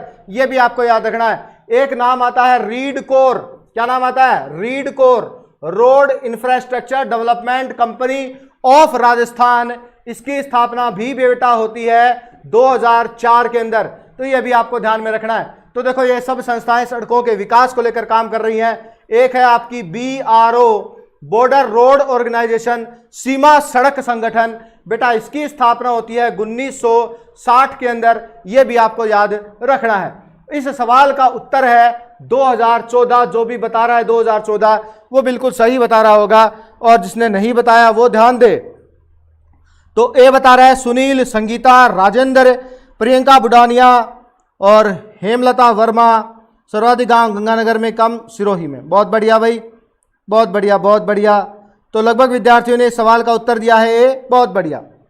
सीमा सड़क संगठन करता है स्थापना 1960, क्या बात है। 2014, बहुत बढ़िया, बहुत बढ़िया, क्या बात है। तो भी सवाल का उत्तर क्या होगा भाई, 2014 होगा। ठीक है, लगभग विद्यार्थियों ने भवानी शंकर ये बता रहे हैं, बहुत बढ़िया। भवानी शंकर जुड़ चुके हैं हमारे साथ। भवानी शंकर, स्वागत है आपका भी हमारी इस कक्षा में, हमारी इस ज्ञान की पाठशाला में, है ना। तो बढ़ते हैं अगले सवाल की ओर। देखें अगला सवाल, Delhi Mumbai industrial corridor. Industrial corridor का मतलब है बेटा एक ऐसी रेलवे लाइन बनाई गई जिसके द्वारा उद्योगों का ज्यादा से ज्यादा विकास किया जा सके। ठीक है, इस दिल्ली मुंबई इंडस्ट्रियल कॉरिडोर की आपके राजस्थान में लंबाई जो है वो है 684 किलोमीटर के आसपास। लगभग कितनी है, 684 किलोमीटर आपके राजस्थान में इसकी लंबाई है, दिल्ली मुंबई इंडस्ट्रियल कॉरिडोर की। और अब मेरे को यह बताओ कि इसका कितने प्रतिशत हिस्सा आपके राजस्थान में है, 30% है या 40% है या 60% है या 65% है, कितने प्रतिशत है बताएं। तो इस सवाल का उत्तर 2014 के बाद भवानी ए बता रहे हैं, कविता ए बता रही है, सुनील 40 बता रहा है, सुनील सैनी बी बता रहे हैं, बी, प्रियंका बुडानिया बी बता रही हैं, सुनील सैनी बी बता रहे हैं। बहुत बढ़िया, बहुत बढ़िया, धन्यवाद। कविता चौधरी, बहुत बढ़िया भाई, बिल्कुल बेटा। कितने प्रतिशत, 40%। तो इस सवाल का उत्तर कितना है, बी है। ठीक है, कि आपके दिल्ली मुंबई इंडस्ट्रियल कॉरिडोर जो है उसकी राजस्थान के अंदर कितने प्रतिशत लंबाई है, तो कितने प्रतिशत बताओगे आप, 40%। ठीक है, अगला सवाल देखो, विश्व का सबसे लंबा रेलवे प्लेटफॉर्म, यह बहुत सरल सवाल है। विश्व का सबसे लंबा रेलवे प्लेटफॉर्म पूछा है, बहुत ही सरल है, बहुत ही सरल। देखना बहुत सरल, जल्दी जल्दी इसके उत्तर आएंगे।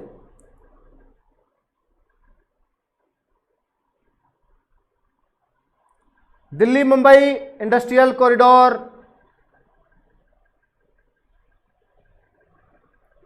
संजय मेहरानिया हमारे साथ जुड़ चुके हैं, स्वागत है आपका संजय जी। बताओ सवाल उत्तर, सवाल इस सवाल का उत्तर क्या होगा।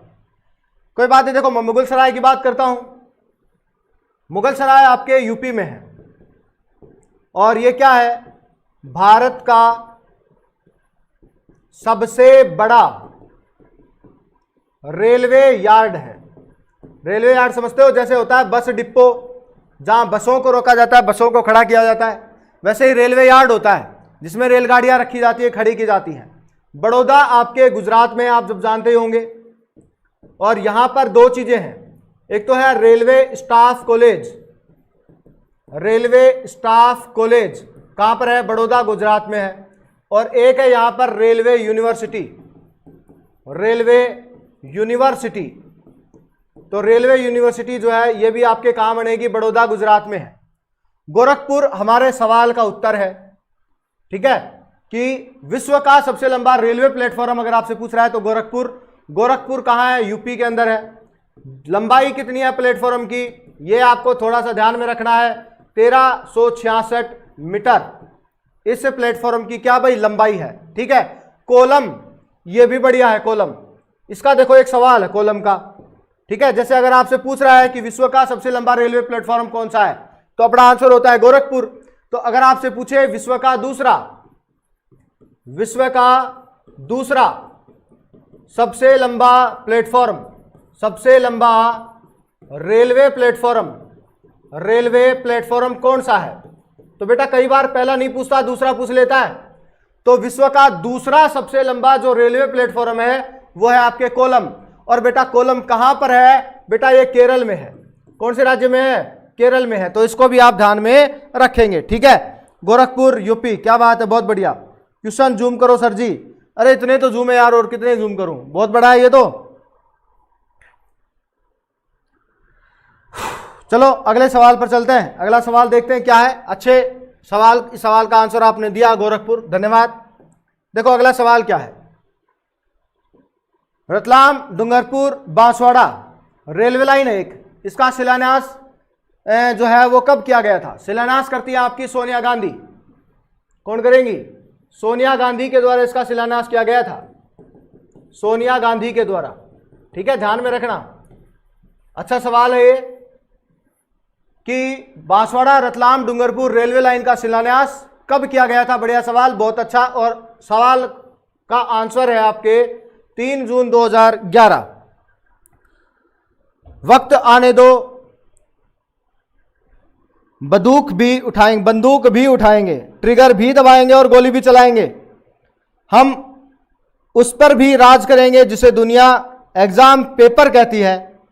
तब तक जो क्या लिखा है, तोड़ेंगे नहीं तब तक छोड़ेंगे नहीं। क्या बात है भाई, बहुत बढ़िया बात लिखता है? धन्यवाद। तो कई विद्यार्थी यहां डी उत्तर बता रहे हैं। सुनील बनाजी बी बता रहे हैं, राजेंद्र बी बता रहे हैं, हेमलता बी बता रही हैं, संजू बी बता रहे हैं, भवानी शंकर बी बता रहे हैं, पवन बी बता रहे हैं, ठीक है, कोई बात नहीं, बहुत बढ़िया। लेकिन जिन्होंने भी बी उत्तर दिया वो बिल्कुल सटीक और सही उत्तर है, ठीक है। 3 जून 2011 को यूपीए अध्यक्ष सोनिया गांधी के द्वारा आपके राजस्थान में डूंगरपुर बांसवाड़ा रेलवे लाइन जो है उसका शिलान्यास किया गया था। लेकिन अभी तक इस रेलवे लाइन पर परिवहन शुरू नहीं हुआ है, यह बात ध्यान रखनी है। नेक्स्ट देखो, स्वतंत्र राजस्थान की प्रथम पशु गणना, देखो कितना बढ़िया सवाल है। पहली पशु गणना की बात है, पहली पशु गणना। तो स्वतंत्र राजस्थान की पहली जो पशु गणना है 1951 में की गई थी। इस समय राजस्थान में पशु संख्या कितनी थी? क्या सवाल पूछा है, बताएं भाई। यह है सवाल, कौन देखता है इसका आंसर, देखते हैं। देखें तो अगर मैं बात करूं भारत की प्रथम पशु गणना, तो भारत की पहली पशु गणना जो है वो की गई थी दिसंबर 1919 से अप्रैल 1920 के मध्य। दिसंबर 1919 से अप्रैल 1920 के मध्य की गई थी भारत की पहली पशु गणना। बेटा इसको भी याद रखना। और स्वतंत्र राजस्थान की पहली जो पशु गणना है वो हो रही है आपकी 1951 के अंदर। और सवाल पूछ रहा है कि पशु कितने थे। ए 5.68 करोड़ बता रहे हैं, बनाजी राजपुताना 25 में, डी बता रहे हैं 1.66, सुनील ए बता रहे हैं, सोनू कृष्णिया ए बता रही हैं 5.68 करोड़, संजू कुमावत नहीं ये 5.68 करोड़ गलत है। बात देखो मेरी यहां पर, इस सवाल का उत्तर है ये 2.46 करोड़।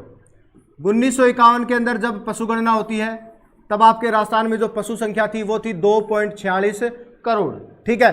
5.77 करोड़ जो 19वीं पशु गणना है, 19वीं पशु गणना जो आपके 2012 में हुई थी, ठीक है, उसके अनुसार आपके राजस्थान में जो पशुधन है वो है 5.77 करोड़। 5.68 करोड़ 20वीं पशुगणना, 20वीं पशुगणना, ठीक है। इसके अनुसार 20वीं पशुगणना के अनुसार जो आपकी 2017 के अंदर जो है प्रारंभ हुई, 2018 में वैसे इसको शुरू किया गया, तो 2017 इसको अपन मानते हैं 5 साल के बाद होती है पशुगणना। तो उस समय जो पशुधन था राजस्थान के अंदर वो है 5.68 करोड़। एक सवाल हो रहा था, उसको समझना जरूरी है। 19वीं से 20वीं पशुगणना के मध्य राजस्थान में कितने प्रतिशत वृद्धि हुई, कितने प्रतिशत वृद्धि हुई?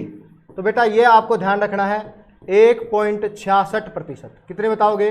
1.66%। याद कर लेना जिसको याद नहीं है वो, ठीक है, कि 19वीं से 20वीं पशुगणना के मध्य राजस्थान के पशुधन में 1.66% की क्या हुई?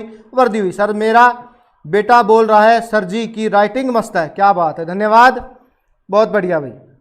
राजेंद्र जी के पुत्र जो है उन्होंने हमारी हैंडराइटिंग की तारीफ की है, धन्यवाद आपको। तो आप अपने बेटे की हैंडराइटिंग सुधरा सकते हैं, अच्छी बना सकते हैं उसको। सर मैं खाना बनाते हुए आपकी क्लास देख रही हूं, कविता जी बोल रही हैं, धन्यवाद आपको।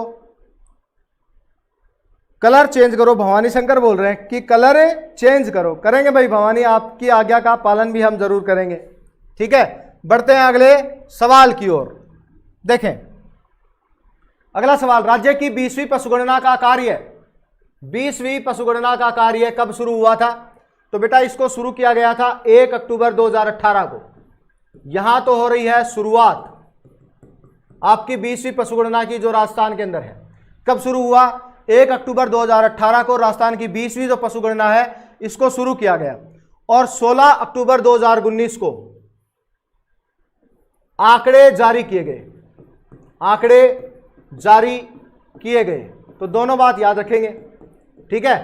तो जो गणना होती है वो तो होती है 1 अक्टूबर 2018 को, और आंकड़े जारी किए जाते हैं 1 अक्टूबर 2019 को। दोनों बात आप लोग याद रखेंगे, ठीक है। और काफी विद्यार्थियों ने ए इसका आंसर भी दिया, बहुत बढ़िया। बबीता, प्रियंका बुडानिया और बनाजी राजपुताना ए बता रहे हैं, धन्यवाद, बहुत बढ़िया भाई, ठीक है। राजेंद्र कुमार ए बता रहे हैं, बिल्कुल बिल्कुल राजेंद्र। देखें अगला सवाल, देखो बेटा क्या है अपना, राजस्थान में किस नस्ल के ऊंट सबसे ज्यादा पाए जाते हैं? ऊंट की नस्ल बात करूं, किसकी नस्ल की बात करूं? ऊंट की नस्ल। बहुत बढ़िया ट्रिक है इसकी मेरे पास एक, आपको पढ़ते ही याद हो जाएगा। क्या हो जाएगा? पढ़ते ही याद हो जाएगा। देखो ट्रिक क्या है, ट्रिक समझो भाई। जैसी गोबी, जैसी गोबी जोधपुर की, जैसी गोपी जोधपुर की, अलवर की ना, अलवर की ना। ये ट्रिक है, किसकी ट्रिक है? ऊंटों की नस्ल की ट्रिक है। क्या ट्रिक है? ट्रिक का नाम है जैसी गोबी जोधपुर की, अलवर की ना। ये ट्रिक है भाई। अब ट्रिक से देखो क्या नाम बनेंगे, यहां पर नाम बहुत सरल बनेंगे। जे से बनेगा जैसलमेरी, कौन सी नस्ल बनेगी? जैसलमेरी नस्ल, ठीक है। सी से बनेगा सिंधी नस्ल, कौन सी नस्ल? सिंधी, ठीक है। और गो से बनेगा गोमठ, कौन सी नस्ल? गोमठ नस्ल। और बी से बनेगा बीकानेरी नस्ल, कौन सी नस्ल? बीकानेरी, बी से बीकानेरी। जोधपुर से बनेगा जोधपुरी नस्ल, तो जोधपुरी नस्ल, ठीक है। और अलवर से बनेगा अलवरी नस्ल, अलवरी, ठीक है। और ना से बनेगा नाचना।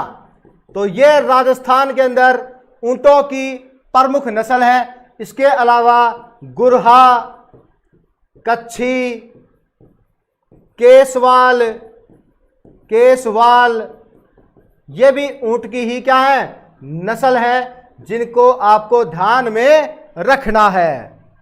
तो बताएं, ग्रेनाइट सिटी जालोर से प्रणाम गुरुजी। अर्जुन परिहार हमारे साथ जुड़े हैं और जालोर से आप सब लोगों को उन्होंने प्रणाम भेजा है। स्वीकार करते हैं आपके परिणाम को हाथ जोड़कर। स्वागत है आपका हमारी इस पाठशाला में, ज्ञान की पाठशाला में, क्यों ज्ञान मिल रहा है ना। तो बताएं भाई, सवाल का उत्तर आप लोगों ने बताया। यहां पर काफी बच्चे डी बता रहे हैं, बीकानेरी, बहुत बढ़िया। कुछ एक ए भी बता रहे हैं, कुछ सी भी बता रहे हैं। ठीक है, तो कोई बात नहीं, मैं बता देता हूं आपको क्या है इस सवाल का उत्तर। ऊंट की वह नस्ल जो राजस्थान के अंदर सबसे ज्यादा पाई जाती है वो है बेटा बीकानेरी। तो इस सवाल का जो उत्तर है आपका वो क्या होगा? बीकानेरी होगा। कि राजस्थान में किस नस्ल के ऊंट सबसे ज्यादा पाए जाते हैं? बीकानेरी नस्ल के ऊंट आपके राजस्थान में सबसे ज्यादा पाए जाते हैं। ठीक है, किस नस्ल के ऊंटों का कद छोटा होता है? कद छोटा होता है, तो यह भी अच्छा सवाल है। तो अलवरी नस्ल है। कौन सी नस्ल है? अलवरी। इस अलवरी नस्ल के ऊंटों का कद सामान्यतः छोटा होता है। और जो नाचना नस्ल के ऊंट है, कौन सी नस्ल के? नाचना नस्ल के जो ऊंट हैं, इनका उपयोग आपके जो बीएसएफ के जवान हैं उनके द्वारा किया जाता है। और नाचना जो नस्ल है, इस नस्ल के ऊंट दिखने में सुंदर होते हैं, दौड़ने में तेज होते हैं, ऊंचे लंबे कद के होते हैं और अपनी मतवाली चाल के लिए ये प्रसिद्ध होते हैं। किस नस्ल के ऊंट? नाचना नस्ल के ऊंट। तो ये भी आपको ध्यान में रखना है। तो अब मैं बढ़ रहा हूं अगले सवाल की ओर। देखो अगला सवाल क्या है? कैमल मिल्क डेयरी कहां पर है? कैमल मिल्क डेयरी कहां पर है आपको यह बताना है। नाचना ऊंटों को बीएसएफ के जवान काम में लेते हैं, बहुत बढ़िया, बताएं, सवाल का उत्तर दें, क्या सवाल है। और शेयर जरूर करो यार, और जिन्होंने अभी तक लाइक नहीं किया वो लाइक जरूर करें। कैमल मिल्क डेयरी कहां है? तो दो जगह है आपकी, उदयपुर और बीकानेर, दोनों में है। बीकानेर में भी है, उदयपुर में भी है। तो इस सवाल का उत्तर होगा आपका ए व बी दोनों, बीकानेर व Udaipur. Camel milk dairy Bikaner and Udaipur. ठीक है, तो ध्यान में रखेंगे आप। और अब अगली बात देखो, ऊंट की बात है। ऊंट का जो दूध है, कैमल मिल्क है ना, मिल्क की बात आ रही है, तो ऊंटनी का जो दूध है, ऊंटनी का दूध, इसे पीने योग्य घोषित किया गया सुप्रीम कोर्ट के द्वारा। सुप्रीम कोर्ट जो है हमारा सर्वोच्च न्यायालय, उसके द्वारा 2002 के अंदर ऊंटनी के दूध को पीने योग्य घोषित किया गया, क्योंकि ऊंटनी के दूध में विटामिन सी पाया जाता है। क्या पाया जाता है? विटामिन सी पाया जाता है। जो विटामिन सी है ये मधुमेह रोग में, कौन से रोग में? मधुमेह रोग में, या डायबिटीज इसको आप कह सकते हो, डायबिटीज रोग में क्या होता है? लाभदायी होता है। क्या होता है? लाभदायी होता है। इसलिए ऊंटनी के दूध का उपयोग किया जाता है मधुमेह रोगियों के द्वारा। ठीक है, तो इसको आप ध्यान में रखेंगे। अगले सवाल पर बढ़ते हैं। विश्व पर्यटन दिवस, बहुत बढ़िया सवाल है भाई। विश्व पर्यटन दिवस कब मनाया जाता है? विटामिन सी पाया जाता है, मीना जी बता रही हैं, बहुत बढ़िया, धन्यवाद। तो बताएं, अगला सवाल आपके सामने है। सवाल है विश्व पर्यटन दिवस कब मनाया जाता है? और एक देखो, पर्यटन की अगर मैं बात करूं तो पर्यटन को अपन कहते हैं, इस पर्यटन को राजस्थान में जितनी भी बात करूंगा सारी राजस्थान की करूंगा, तो पर्यटन को कहते हैं निर्धूम उद्योग। निर्धूम उद्योग कहा जाता है पर्यटन को। ठीक है बेटा, एक तो ये बात ध्यान रखेंगे आप। और क्या याद रखेंगे? पर्यटन को उद्योग का दर्जा, राजस्थान के अंदर उद्योग का दर्जा कब दिया गया? तो 1989 के अंदर महमूद यूनुस समिति की सिफारिश पर पर्यटन को उद्योग का दर्जा दिया गया आपके राजस्थान के अंदर। पर्यटन को जन उद्योग का दर्जा कब दिया गया? तो जन उद्योग का जो दर्जा है इसको वो 2004-05 के अंदर दिया गया था। किसको? पर्यटन को जन उद्योग का जो दर्जा दिया गया वो 2004-05 में दिया गया। और 27 सितंबर आंसर आ रहा है, बहुत ही बढ़िया भाई। तो 27 सितंबर को बिल्कुल इस सवाल का उत्तर है, 27 सितंबर को पर्यटन दिवस जो है वो मनाया जाता है। ठीक है, एक आपको याद रखना है, आईटीडीसी, आईटीडीसी का मतलब Indian tourism development corporation, Indian tourism development corporation. इसकी स्थापना याद रखनी है 1966। कितनी? 1966। दूसरी बात मैं करूं, RTDC Rajasthan tourism development corporation, इसकी स्थापना बतानी है आपको 1979 के अंदर आपके आरटीडीसी की स्थापना हुई। आईटीडीसी की स्थापना होती है 1966 के अंदर। तो बेटा ये भी आपको ध्यान में रखना है। और पर्यटन का आदर्श जो वाक्य है अभी हमारे राजस्थान के अंदर, वो आदर्श वाक्य है पधारो मारे देश। क्या है? पधारो महारे देश। ये हमारे पर्यटन का आदर्श वाक्य है अभी आपके राजस्थान के अंदर। तो ये भी बेटा आपको ध्यान में रखना है। ठीक है, तो इसको भी आप याद रखोगे। और अब मैं बढ़ रहा हूं अपने अगले सवाल की ओर। राम राम जी, हेलो सर, नमस्कार, स्वागत है भाई। राम राम जी, जो भी हमारे साथ जुड़े हैं स्वागत है आपका। सर आप इतना अच्छा पढ़ा रहे हो कि क्लास को छोड़कर पानी पीने का भी मन नहीं कर रहा है भाई, मजे आ गए हैं। पधारो मारे देश, पधारो मारे देश। और 1978 में हुई थी आरटीडीसी। बेटा महेश साईं, आपको बेटा ये साल याद रखना है। क्या याद रखना है? 1979 याद रखना है बेटा। ठीक है, मेरी बात मान, ये बात याद कर ले। 1979 में क्या होता है? पर्यटन विभाग राजस्थान की स्थापना की जाती है। ठीक है बेटा, आगे देख। परंपरागत ऊर्जा स्रोत नहीं है, निम्न में से कौन सा परंपरागत ऊर्जा स्रोत नहीं है? भाई ऊर्जा के दो स्रोत होते हैं, एक परंपरागत और एक गैर परंपरागत। परंपरागत को अपन और क्या कह सकते हैं? अनव्यकरणीय कह सकते हैं। मतलब ऊर्जा के वे सभी साधन जिनका उपयोग करने के बाद दोबारा उपयोग नहीं होता, और जिनका एक बार अगर अपन उपयोग कर ले तो प्रकृति में दोबारा उनका निर्माण होने में एक लंबे समय की आवश्यकता होती है। शीघ्रता से उनका दोबारा निर्माण नहीं हो सकता। जबकि गैर परंपरागत या नव्यकरणीय जो संसाधन है, किसको कहते हैं? कि वे ऊर्जा संसाधन जिनका उपयोग कर लेने के बाद प्रकृति में दोबारा उनका निर्माण बहुत कम समय में हो जाता है, उनको नव्यकरणीय संसाधन कहा जाता है। जैसे अगर मैं बात करूं नव्यकरणीय की, कि नव्यकरणीय ऊर्जा संसाधन कौन कौन से होते हैं, तो आपके सौर ऊर्जा और पवन ऊर्जा और भूतापीय ऊर्जा और ज्वारीय ऊर्जा। ठीक है, ये सभी ऊर्जा के ऐसे साधन हैं जिनका निर्माण या उपयोग होने के बाद शीघ्रता से दोबारा निर्माण किया जा सकता है। ठीक है, आगे देखते हैं। आज तो मजा ही आ गया सर जी, धन्यवाद राजेंद्र जी आपको। तो अर्जुन जी, मजा आता है सर की क्लास में, संजू जी बता रही हैं, धन्यवाद। वेरी नाइस टीचिंग गुरु जी। अर्जुन जी परिहार अपने से जुड़ रहे हैं, धन्यवाद आपको। चलो बेटा अगला सवाल देखते हैं। ठीक है, तो यहां इस सवाल का उत्तर तो बताया नहीं आपने। बायोगैस, कौन सी गैस है? बायोगैस, डी बता रहे हो, बहुत बढ़िया बहुत बढ़िया। ठीक है, धन्यवाद आप सभी को।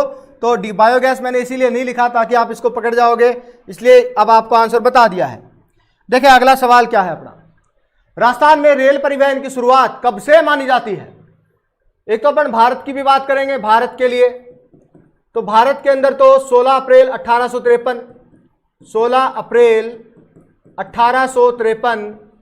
लॉर्ड डलहौजी के समय आपके मुंबई से थाने के मध्य 34 किलोमीटर की दूरी में, कितने किलोमीटर की दूरी में? 34 किलोमीटर की दूरी में भारत के अंदर पहली बार रेल परिवहन की शुरुआत होती है। 16 अप्रैल जो है इसको रेल दिवस के रूप में बेटा मनाया जाता है, ये आप याद रखेंगे। और 10 से 16 अप्रैल का जो समय है, 7 दिन है, इसको रेल सप्ताह कहते हैं बेटा। क्या कहते हैं? रेल सप्ताह के नाम से इसको जाना जाता है। तो ये आप भारत के संदर्भ में थोड़ा सा ध्यान में रखेंगे। और अब आपने आंसर दे दिया है 1874। लगभग विद्यार्थी, मेरे प्यारे जो विद्यार्थी हैं, उन्होंने आंसर दिया अप्रैल 1874, जो बिल्कुल सही है। कहां से? आपके आगरा फोर्ट से। कहां से? आगरा फोर्ट से किसके मध्य है? बांदी कुई। और बांदी कुई किस में आती है? दौसा में आता है बांदी कुई, ठीक है ना, ये ध्यान रखना आप। तो अप्रैल 1874 में आगरा फोर्ट से बांदी कुई के मध्य राजस्थान के अंदर पहली बार रेल परिवहन जो है उसको शुरू किया गया था। एक नाम आता है रेल बस सेवा। तो रेल बस सेवा 2 अक्टूबर 1994 को आपके मेड़ता सिटी से मेड़ता रोड नागौर के अंदर इसको शुरू किया गया था। तो ये सब आप जानते ही होंगे। बहुत बढ़िया, तो लगभग ने आंसर भी सही दिया है। अगले सवाल पर चलते हैं। अगला सवाल क्या है? क्वेश्चन नंबर 32 रेल सप्ताह अभी मैंने बताया था आपको। तो कब से कब तक मनाया जाएगा? 10 से 16 अप्रैल को क्या बनाया जाता है? रेल सप्ताह मनाया जाता है, याद रखेंगे। अगला सवाल देखो, भारत में सर्वप्रथम रेल बस सेवा, अभी बताया, इसका आंसर भी आपको। रेल बस सेवा कब शुरू हुई थी? 2 अक्टूबर 1994 को भारत में रेल बस सेवा की शुरुआत होती है। कहां पर? आपके नागौर जिले के अंदर। 2 स्थान हैं, एक है मेड़ता सिटी और दूसरा है मेड़ता रोड। तो मेड़ता सिटी से मेड़ता रोड के मध्य हमारे राजस्थान के अंदर या भारत के अंदर पहली बार रेल बस सेवा जो है उसको शुरू किया गया था। और अगर सवाल आपसे पूछ ले कि भारत की पहली रेल बस का नाम बताओ, तो बेटा पहली रेल बस जो है उसका नाम है इजरा। क्या नाम है? इजरा उसका नाम है। तो ये अभी आपको ध्यान में रखना है। अगले सवाल पर मैं चल रहा हूं। देखिए अगला सवाल, राजस्थान का सबसे छोटा राज्य राजमार्ग, बढ़िया सवाल है। राजस्थान का सबसे छोटा राज्य राजमार्ग आपसे पूछा गया है, बताओ कौन सा है?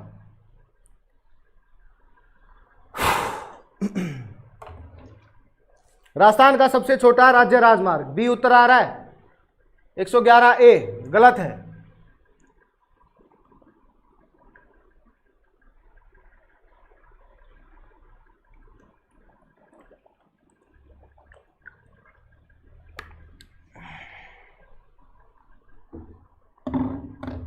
सर मेट्रो कब चली? 3 जून 2015 को चली भाई। राजस्थान में जो मेट्रो रेल सेवा है बेटा उसकी शुरुआत 3 जून 2015 को होती है, मानसरोवर से चांदपोल के बीच में। और इंडिया के अंदर जो आपकी मेट्रो रेल सेवा है इसकी शुरुआत 1984 के अंदर 24 अक्टूबर 1984 को कोलकाता के अंदर दमदम से टोलीगंज के मध्य होती है, ठीक है, याद रखें। देखो मैं बता देता हूं इस सवाल का उत्तर। राजस्थान का सबसे छोटा जो एसएच है, स्टेट हाईवे है, वो है एसएच 34B, ठीक है, ये सबसे छोटा है, सबसे छोटा। और इसकी लंबाई मात्र 3 किलोमीटर है।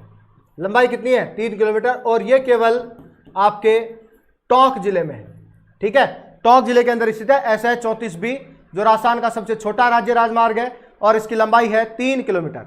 दूसरा सबसे छोटा एसएच 25B, दूसरा सबसे छोटा, ठीक है, इसकी लंबाई है 6 किलोमीटर और ये आपके अलवर जिले के अंदर है, अलवर, ठीक है। और तीसरा सबसे छोटा, तीसरा सबसे छोटा जो एसएच है आपका, जिसकी लंबाई है 8 किलोमीटर और ये भी आपके अलवर जिले के अंदर ही है, ठीक है, याद रखेंगे। और अब है आपके एसएच 94, इसकी बात करूं तो राज्य का सबसे लंबा, राज्य का सबसे लंबा एसएच है, ठीक है, जिसकी लंबाई है 480.5 किलोमीटर, ठीक है। ये आपके जिले हैं हनुमानगढ़ और जिला है आपका गंगानगर और जिला है आपका बीकानेर और जिला है आपका जैसलमेर। इनके अंदर ये एसएच 94 जो है वो चलता है। राजस्थान का सबसे लंबा ये राष्ट्रीय राजमार्ग है। क्वेश्चन भी 34 और आंसर बी 34B। क्या बात है, बहुत बढ़िया, ये होता है देखो पकड़ने वाली बात है। चलो आओ आगे बढ़ते हैं। सर मैं चलते चलते क्लास ले रहा हूं, क्या बात है, धन्यवाद आपको। चलो तो आगे ये बात आप सीख गए होंगे यहां से सारी। अगला सवाल देखते हैं। सवाल आपके सामने, राजस्थान में वह राष्ट्रीय राजमार्ग जो एक जिले में प्रारंभ होकर उसी जिले में समाप्त हो जाता है। तो देखो बेटा ये कौन सा नहीं है, नहीं है ये बताना है, नहीं है ये पूछ रहा है। 71B क्या है सर? अर्जुन परिहार पूछ रहे हैं अपने से कि सर 71B क्या है। बेटा समझ 71B की बात कर रहा हूं। 71B का वर्तमान में नया नंबर हो गया है NH 919। ठीक है बेटा, ये तो NH 71 का नया नंबर है, NH 71B का 919। NH 71B की कुल लंबाई है 74 किलोमीटर और इसकी राजस्थान में लंबाई है 5 किलोमीटर। कितनी है राजस्थान में? 5 किलोमीटर राजस्थान में लंबाई है। ये कहां से कहां जाता है? ये जाता है बेटा रेवाड़ी से दारूहेड़ा, रेवाड़ी से दारूहेड़ा। और अपना राजस्थान का एक ही जिला इसके अंदर आता है अलवर, और उस अलवर जिले के अंदर ही इसकी जो लंबाई है वो कितनी है? 5 किलोमीटर। ये NH 71B की कहानी है भाई। ठीक है, समझ गए होंगे आप।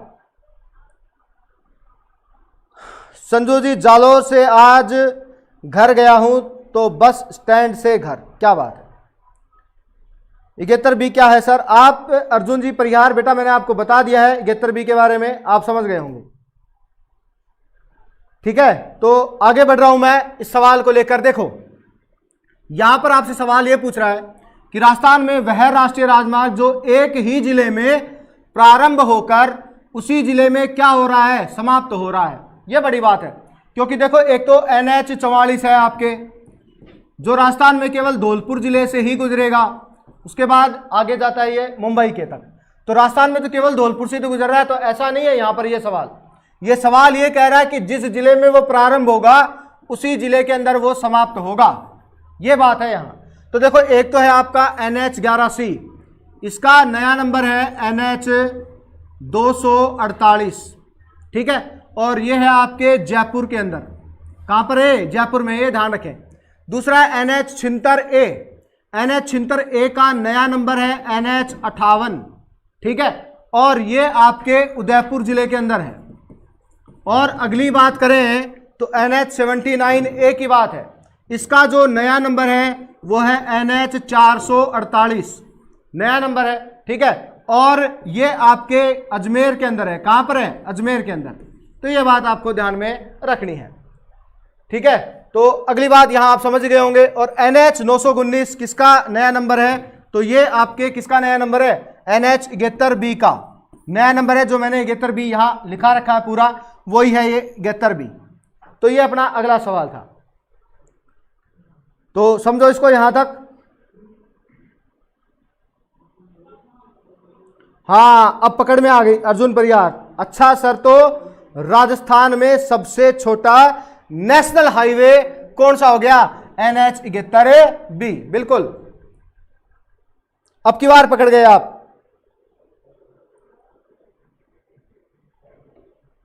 तो बताएं, अगला सवाल मैं लेकर चलूं। देखें, पूर्व पश्चिम व उत्तर दक्षिण गलियारा किस स्थान पर एक दूसरे को पार करते हैं? बढ़िया सवाल है, बताओ इसका उत्तर।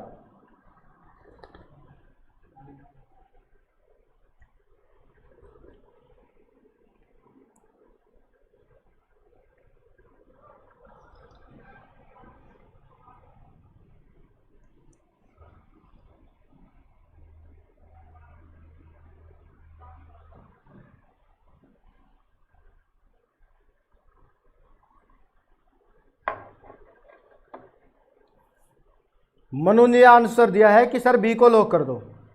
नमस्कार, गुड इवनिंग। बी, झांसी, बहुत बढ़िया, बिल्कुल सही। देखो पूर्व पश्चिम गलियारा ये है आपका, ये उत्तर दक्षिण, ये पूर्व पश्चिम। ठीक है, अब ये पूर्व में शुरू होता है आपके सिलचर से, और सिलचर आता है बेटा असम के अंदर, और पश्चिम में आता है पोरबंदर, और पोरबंदर आपका है गुजरात के अंदर। उत्तर दक्षिण शुरू होता है श्रीनगर से, और कहां तक? कन्याकुमारी। तो ये तो हो गए पूर्व पश्चिम उत्तर दक्षिण गलियारे, दोनों की बात यहां पर अपन ने कर ली। अब अगली बात समझो, ये जो पूर्व पश्चिम गलियारा है जो सिलचर असम से आपके पोरबंदर गुजरात आ रहा है, इसकी लंबाई है 3640 किलोमीटर। ठीक है, और जो उत्तर दक्षिण है श्रीनगर से आपके कहां जा रहा है, कन्याकुमारी तमिलनाडु, इसकी लंबाई है 4076 किलोमीटर लगभग। ठीक है, अब ये दोनों एक दूसरे को देखो यहां पर क्रॉस कर रहे हैं। ये जो स्थान है उसका नाम है आपके झांसी। ठीक है, याद कर लेना, झांसी किस में आता है, यूपी में आता है। तो झांसी उत्तर प्रदेश के अंदर ये दोनों एक दूसरे को क्या करेंगे, क्रॉस करेंगे, काटेंगे। तो अपने सवाल का जो यहां पर आंसर है वो क्या होगा, झांसी होगा। तो देखिए अगला सवाल अपना क्या होगा। सवाल आप लोगों के सामने आ चुका है। नेक्स्ट बताएं इसका उत्तर क्या है। भारतीय प्रतिभूति एवं विनिमय बोर्ड यानी SEBI, stock exchange board of India, क्या बोलते हैं इसको, stock exchange board of India, भारतीय प्रतिभूति एवं विनिमय बोर्ड, इसकी स्थापना पूछ रहा है आपसे। गुरुजी आप अकेले चाय पी रहे हो, आपको किसने रोका है, आप पिए। बहुत कम ऐसे टीचर हैं जो भूगोल इतनी डिटेल्स में पढ़ाए, उनमें से एक मुकेश सर हैं, धन्यवाद।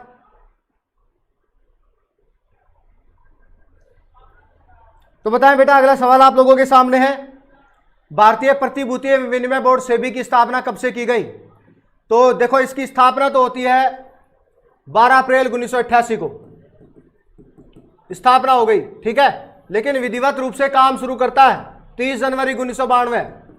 विधिवत रूप से काम या कार्य शुरू करेगा कब से, तो वो करेगा 30 जनवरी 1992 से। दोनों को याद रखना आपको।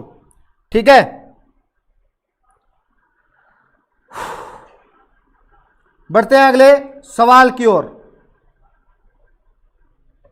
अगला सवाल अपना, सवाल पर चलते हैं बेटा।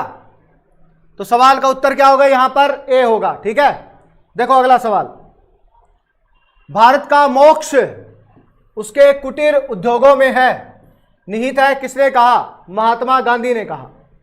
ठीक है, तो ये आप ध्यान में रखेंगे, बहुत सारा सही सवाल है वैसे तो, कि भारत का मोक्ष उसके कुटीर उद्योगों में है या निहित है, ये बात कौन कह रहा है, ये बात कह रहे हैं महात्मा गांधी।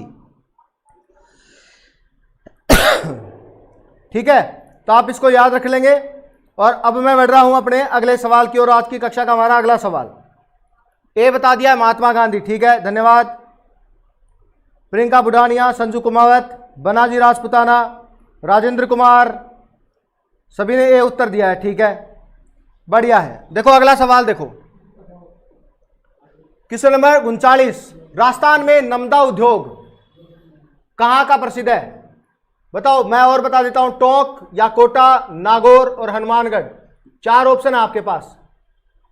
इनमें से क्या आंसर है, नमदा उत्पादन के लिए कौन सा स्थान प्रसिद्ध है। जैसे देखो कोटा जो है वो आपके, कोटा जो है वो प्रसिद्ध है किसके लिए, आपके जो लोहा इस्पात उद्योग होता है, या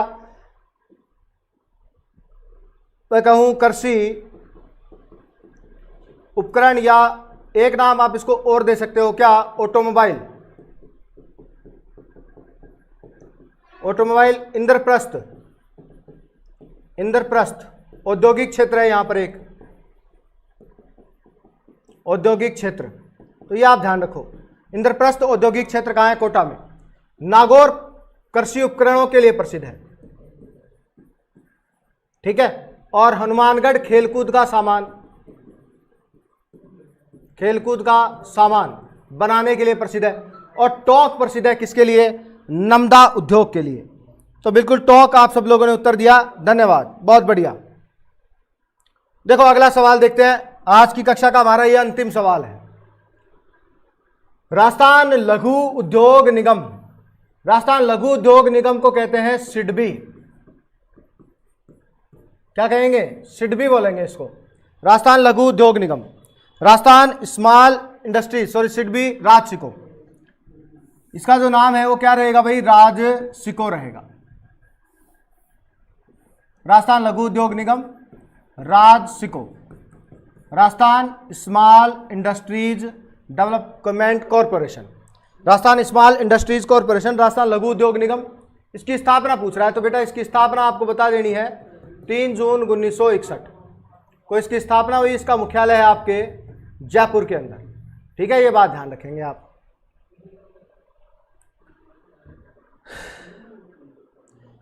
सर ऑटोमोबाइल में क्या आता है? बेटा मुकेश गुज्जर पूछ रहे हैं कि सर ऑटोमोबाइल में क्या आता है? तो बेटा जो मोटर गाड़ी उद्योग होता है, कौन सा उद्योग? मोटर गाड़ी उद्योग, ठीक है ना, उस मोटर गाड़ी उद्योग को बेटा कहते हैं ऑटोमोबाइल उद्योग। 20 जून नहीं, मुकेश गुज्जर बता रहे हैं 20 जून, 3 जून। कितने जून है? 3 जून 1961। ठीक है,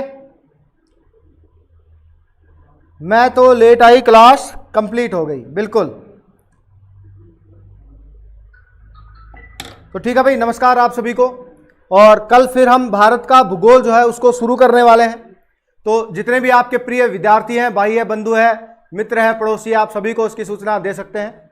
निःशुल्क ये ज्ञान की जो पाठशाला है वो अपनी चलती रहेगी लगातार, और आप लोगों का सहयोग रहा तो बहुत ही अच्छा, हम इसको और बेहतरीन करने का प्रयास करेंगे। और कल अपन शुरू कर रहे हैं भारत का भूगोल, आपको मैंने बता दिया। तो अब अलविदा, नमस्कार, गुड नाइट। कल फिर मिलेंगे 6 से 7 समय पर मैं आऊँगा। परसों तो क्लास इसलिए लेट हुई थी क्योंकि अपना जो नया सेटअप था सारा उसको अपन ने लगाया था। तो कल से अपन भारत का भूगोल जो है उसको शुरू करने वाले हैं। रीट, पटवार, वनपाल और जो आपका SSC GD और मैं बात करूं राजस्थान SI की, इन सब के लिए सवाल जो है वो इम्पोर्टेंट रहने वाले हैं। धमाकेदार शुरुआत होने वाली है, तो जुड़ जाना कल शाम को 6 बजे से और पढ़ेंगे।